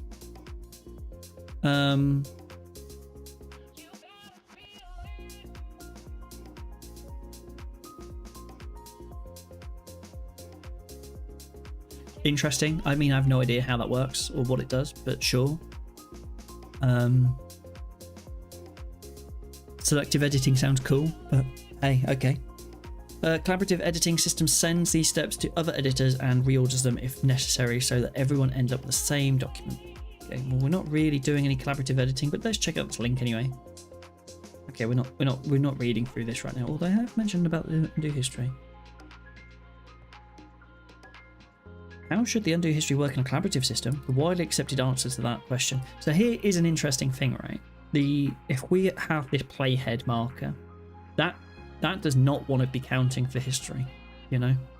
As we're moving this mark on the text to say here's the current word that's being spoken in the audio as you're moving the audio around, that word, when you start undoing your text, you don't want the word to suddenly jump around.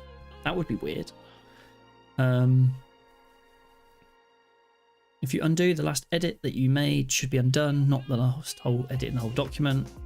That means the easy way to implement history is to simply roll back to a previous state to not work. The state is created by undoing your change. Other people's changes come in after it. It's a new one not seen before. Remember, decide to define some steps in a way that can be inverted, producing a new step that represents a change that cancels out the original step. Accumulates inverted steps. It gets very complex, but sure. I mean, this is an interesting thing. We don't really have to worry about collaborative editing in our editor right now. It might be interesting to go through this at some point, but it's not right now. More generally, it's useful for editors. What were we even talking about? This is the whole immutable data structure, why it's useful. Part of the reason it's useful is because collaborative editing system can send the steps, the transformations to other editors and reorders them if necessary, so everyone ends up with the same document. Makes sense. It's very useful for editor plugins to be able to inspect and react to each change as it comes in order to keep their own state consistent with the rest of the editor state. Also makes sense. We can create middleware, right, that kind of inspects stuff that's going on. Steps. Okay, so we've kind of got transformations and we've got steps. There's another term that we've introduced, like what's going on? Updates to documents are decomposed into steps that describe an update. You usually don't need to work with these directly, but it's useful to know how they work. We kind of saw this when we inspected the transformation earlier, and it did, like when we looked at the transaction, inside the transaction there was a transformation, inside the transformation there were these steps, and one of them was the replace step. And we kind of said, okay, let's leave that there, let's come back to it. We're coming back to it. Updates to documents are decomposed into steps that describe an update. You usually don't need to work with these directly, but again, we said that. Examples of steps are replace step to replace a piece of a document, add mark step to add a mark to a given range. A step can be applied to a document to produce a new document. So console log mydoc.toString gets us a paragraph of hello, right? I mean, is that actually how that looks? View.state. What was it? ToString. doc. Okay, dot to string. That is interesting. That is very interesting. The way that that represents that.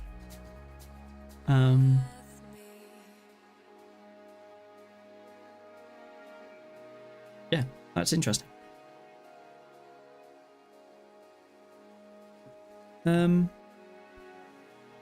So we create a step that's going to replace between 3 and 5 a slice that's empty, an empty slice. That's us deleting some text, right? And the result, we then take that step and apply it to a document, and then the result gets a new document. Cool. So let's maybe give this a go and just see what we get. You know, like we'll take those. We'll go over here.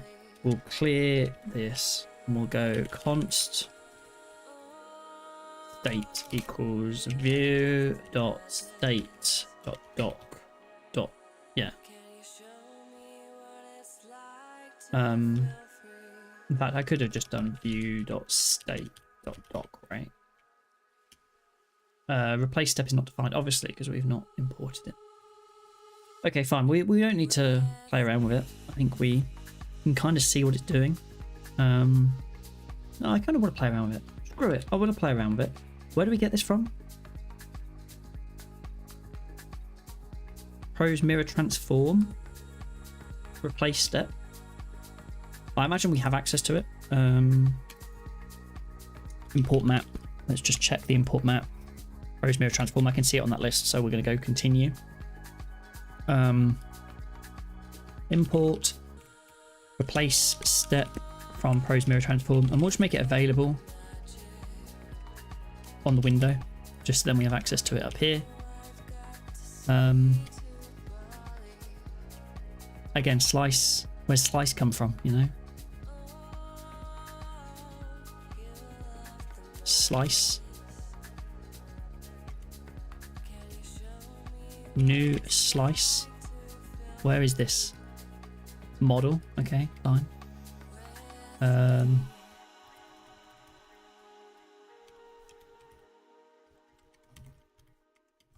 Make that available on the window, so we can play around with these things in here. If we did that, result dot doc to string. And we got rid of 3 and 5, and we had a hello, right? And we got rid of 3 and 5, and now we've lost the words. It's now a space. The space was there before. Like if we look at view.state.doc.toString, we see hello, EO. You know, we've replaced between 3 and 5, and if we remember before, we said that document 0, then after the p tag 1, after the h2, after the e3, there we go, 3. Then we got after the L, yeah. So what did we get rid of? We got rid of where was we? It was like document 0, P1, H2, E3, L4, L5, O6, and we got rid of 3 to 5, which is 2 L's between those two marks. So essentially we only got rid of yeah, we got rid of those two, right? And we got Hio. That's what happened now. Nice.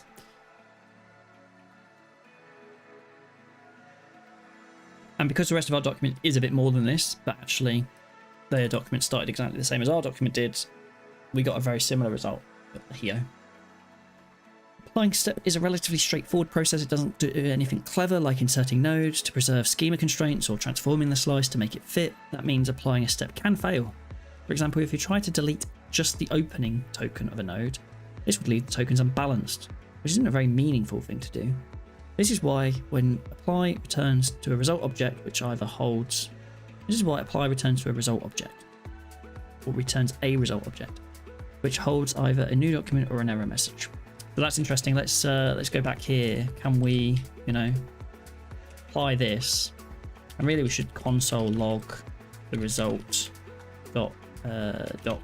Was it dot to string?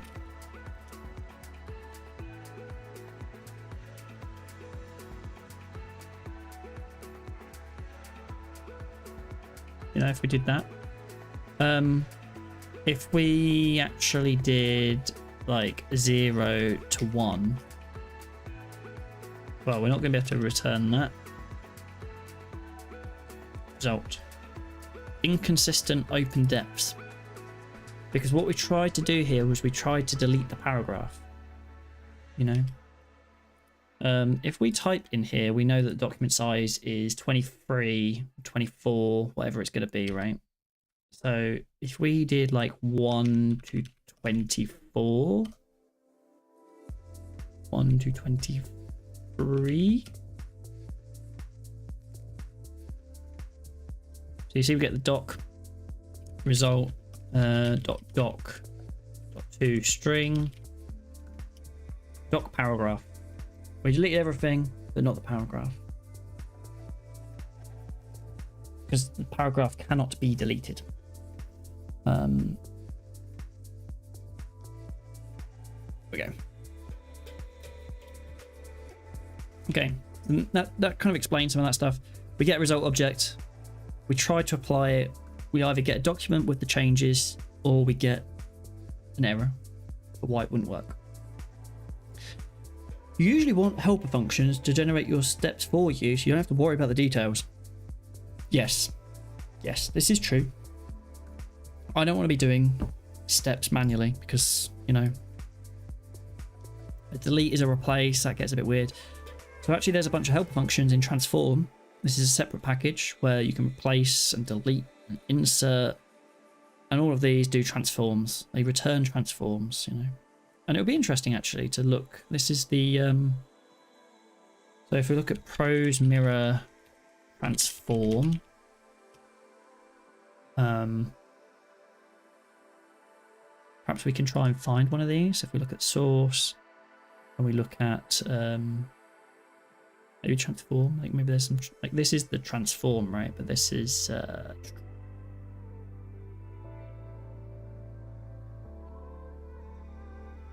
there's replace step. I don't want to deal with a step directly.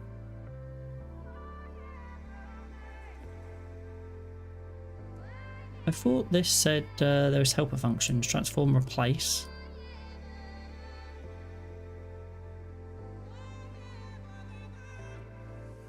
On transform, right? Okay, so in our transform code, there will be a replace.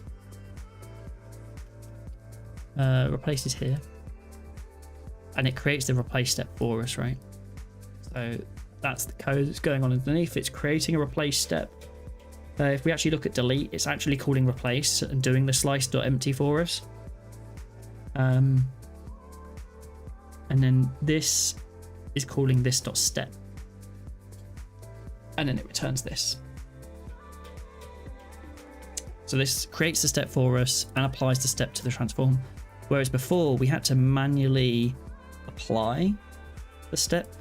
So is that what's happening there? Is this.step all symbols? Step. This.maybe step. Okay. Because there might not be a step. Maybe, I don't know. I don't know why it's called maybe step. Result is this.maybe step if result.failed. So you can see here step.apply this dot. And then if it failed, it throws a transform error. If it failed, if the maybe step failed, then this.add step. If it hasn't failed, it adds the step to the document with that new document, right? So this transform encapsulates a lot of that logic that's going on in there. So we don't need to worry about it, but it's useful to know for the internals. We're not really going to ever have to worry about dealing with the step directly, maybe even the slice, like that thing is mostly just for us to know about but not have to deal with. Transforms. So inside transform is a step. The transform is formed in a transaction. An editing action may produce one or more steps. So I've seen this before. This is an interesting thing because I've like in the TipTap code, I've seen this whole thing about steps, and I've gone like, what on earth is going on? You know, I'm just like looking confused when I'm doing it. So now this is starting to make a bit more sense. It's starting to click how these things connect together. So why would we have one or more steps? Well, the most convenient way to work with a sequence of steps is to create a transform object. If you're working with a full editor state, a transaction is a subclass of transform.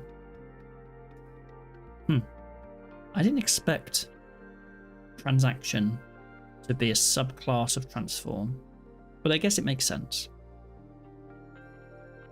Like transaction adds stuff to the transform. Transaction extends transform. And it does a bunch of other stuff, right, that we've not really got to yet. But we can deal with the transform itself.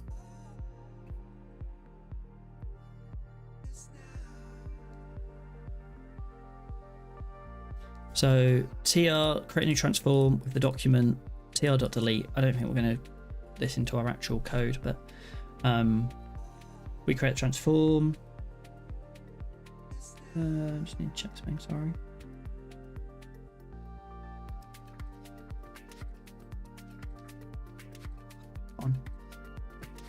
Be right back.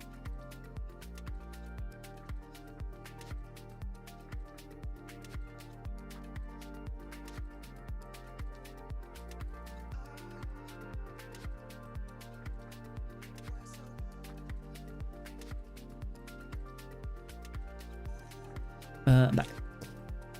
Cool. I didn't realise what the time was. It's almost 5 o'clock. I'm actually going to have to wrap up soon, but where are we? I'm not going to remember where I left off on this horrible thing, and I'm not going to stream over the weekend. It'll be Monday when I next come back to this, and I'll be like, what on earth is all this nonsense? Anyway. Transforms. Let's time box it. Let's do another 5-10 minutes or so, and then we'll see what we get to. Cool, transforms. So delete, split, string length. That's obviously the modified document. Steps 2. So basically, we're combining multiple steps together in our one transformation. Most transform methods return the transformation itself for convenient chaining, allowing you to do tr.delete.split. So yeah, cool. So you can kind of combine these together. There are transform methods for deleting and replacing and adding or removing marks, performing tree manipulation, splitting, joining, lifting, wrapping, and more. Fine, so there's all of these different things, right, that we can do. Let's just quickly, I want to just close a lot of these out a second. Let's just quickly review some of these, starting from the end. Wrap a given range. So that takes a node range, gives it what we want to wrap it with. Lift takes a node range, split the content. If there's a sibling before or after, move it up the tree. You probably want lift target. Fine, no idea how we're going to use that. Whatever. Join. So what's interesting here is that join takes a number, position in the thing, and the other ones took like a node range. Split takes a position and a depth. Remove mark takes 2 numbers, again 2 positions, a from and a to. Add mark, from and a to, mark. We've done this one, or kind of, because our toggle mark, which is a ProseMirror command, actually does this for us underneath the scenes. So if we found our ProseMirror code, so if we went github.com/ProseMirror commands. Is that right? Yeah, we've just not been there yet. We go source, commands, and we'll search for toggle mark. Underneath here, I believe, we create a transaction, and somewhere we call tr.addMark. I don't know where tr is coming from. State.tr is a transaction. I don't know why there is this state.tr. I feel like we're not creating our own transaction. Maybe that is the current transaction until it is committed in some way. But there is tr.addMark. So underneath all of this code that works out, is there currently a mark? Are we adding a mark or removing a mark? Like, what's going on? This command does all of that for us. It calls addMark. addMark is then at some point going to call a step. No, a lot of that stuff's happening for us. Wait.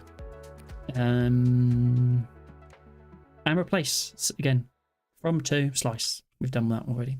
Delete from and to. It's just going to call that underneath. Sweet. Mapping. Let's move on to mapping.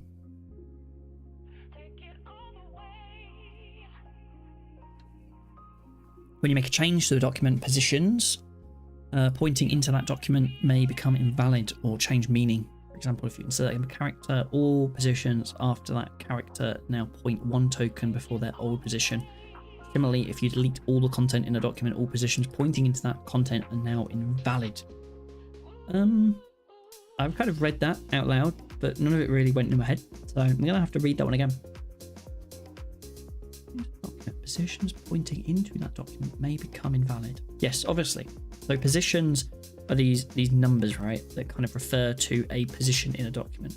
And this is one of those interesting things that I was kind of curious about, where surely if we have a number that says, okay, like at our, like we said before, the hello world, beautiful world, right? Like we know, like at the moment, we know that position, what did we say? 0, 1, 2, 3, 4, 5, 6. You know, position 6 is the end of O, right? Well, if position 6 is the end of O, but then suddenly I add some text and put M there, position 6 is no longer the end of O, it's now the end of M. So, how do we solve this problem? Well, similarly, if you delete all the content, all the positions are now invalid. And yeah, they would be. They've all gone. The document length is now no, like, if you change the length of the document, the last thing isn't there anymore. So it wouldn't work. We often do need to preserve positions across document changes. For example, this section selection boundaries. To help with this, steps can give you a map. You can convert between different positions in the document before and after applying the step. Interesting. So 8 becomes 6, 2 becomes 2, because nothing changes before the change. Because we replaced 4 and 6 with empty, we deleted between 4 and 5. So anything at position 8 became position 6, and anything at position 2 became position 2, because it's still position 2, because we never affected anything before then. Fine. The transform objects automatically accumulate a set of maps for the steps in them using an abstraction called mapping.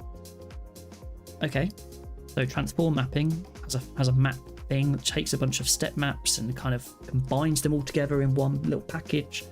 And so we can find a mapping for all of our integers that are in there.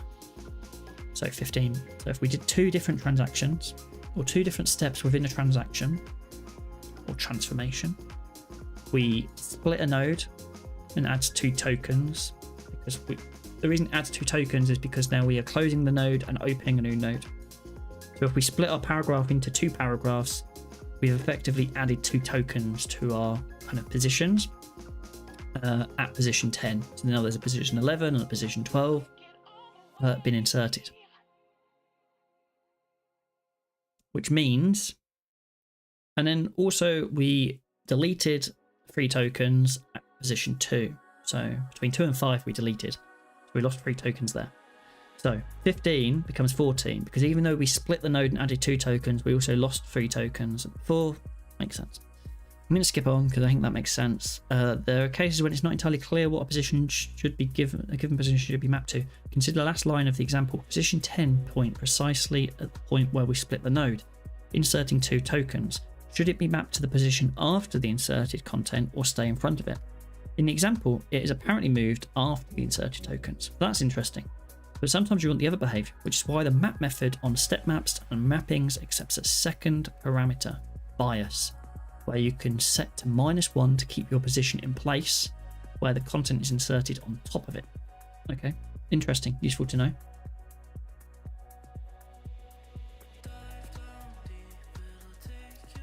So this is like that adjustment. So if you enter a new paragraph and you split the node, where do you want your cursor to end up?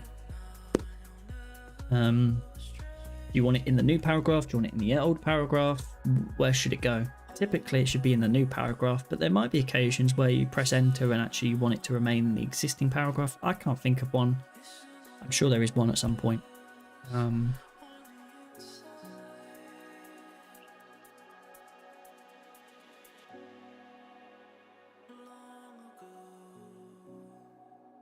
Rebasing? What are we doing? Are we doing like Git? Like, what's going on here? When doing more complicated things with steps and position maps, for example, to implement your own change tracking or to integrate some feature with collaborative editing, you might run into the need to rebase steps. You might not want to bother studying this until you are sure you're needing it. I don't think I'm going to need it, you know, somehow. But let me just see what it says again. When doing more complicated things with steps and position maps, for example, to implement your own change tracking or to integrate some feature with collaborative editing, we are doing neither of those. We do not need to rebase. We shouldn't need to rebase, at least. I don't know about the change tracking. I think we can just have the mark. The main thing that I'm thinking about is that the playhead marker, the current word that's being spoken on the track, is a mark that's being moved around. And I do need to make sure that that doesn't affect the undo functionality or other change tracking that's happening. But I think the history module already supports that by having some little property on the transformations that I'm making that says kind of skip history, don't count this. So I think that's kind of covered, you know, I think that's kind of covered. This looks very complicated and I'm not really going to go through this bit. We're going to skip rebasing because I just don't, it's Friday at 5 o'clock. We don't need it, you know. The editor state, you know, we've made it only this way. We're like halfway through this document. A little bit over halfway on the old scroll bar cursor. It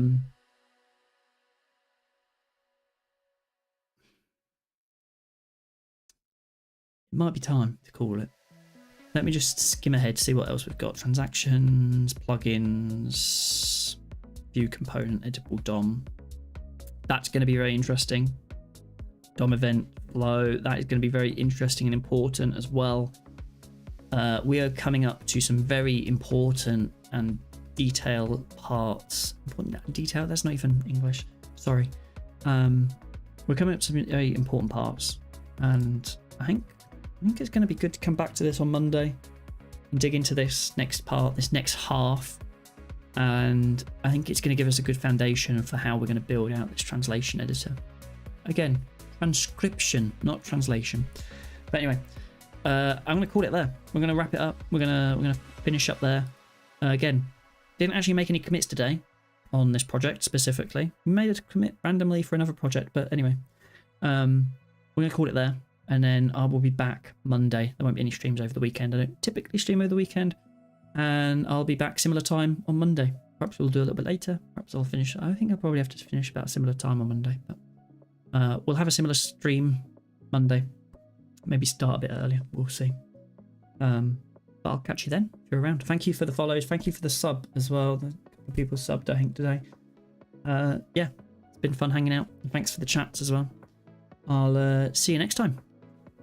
I was going again. I'm kind of like, I need a finish screen because, you know, I'll get ready to press a button and it's the be right back button. And this isn't I will be back, but not right back. I'll be back, you know, in a couple of days. Anyway. Bye.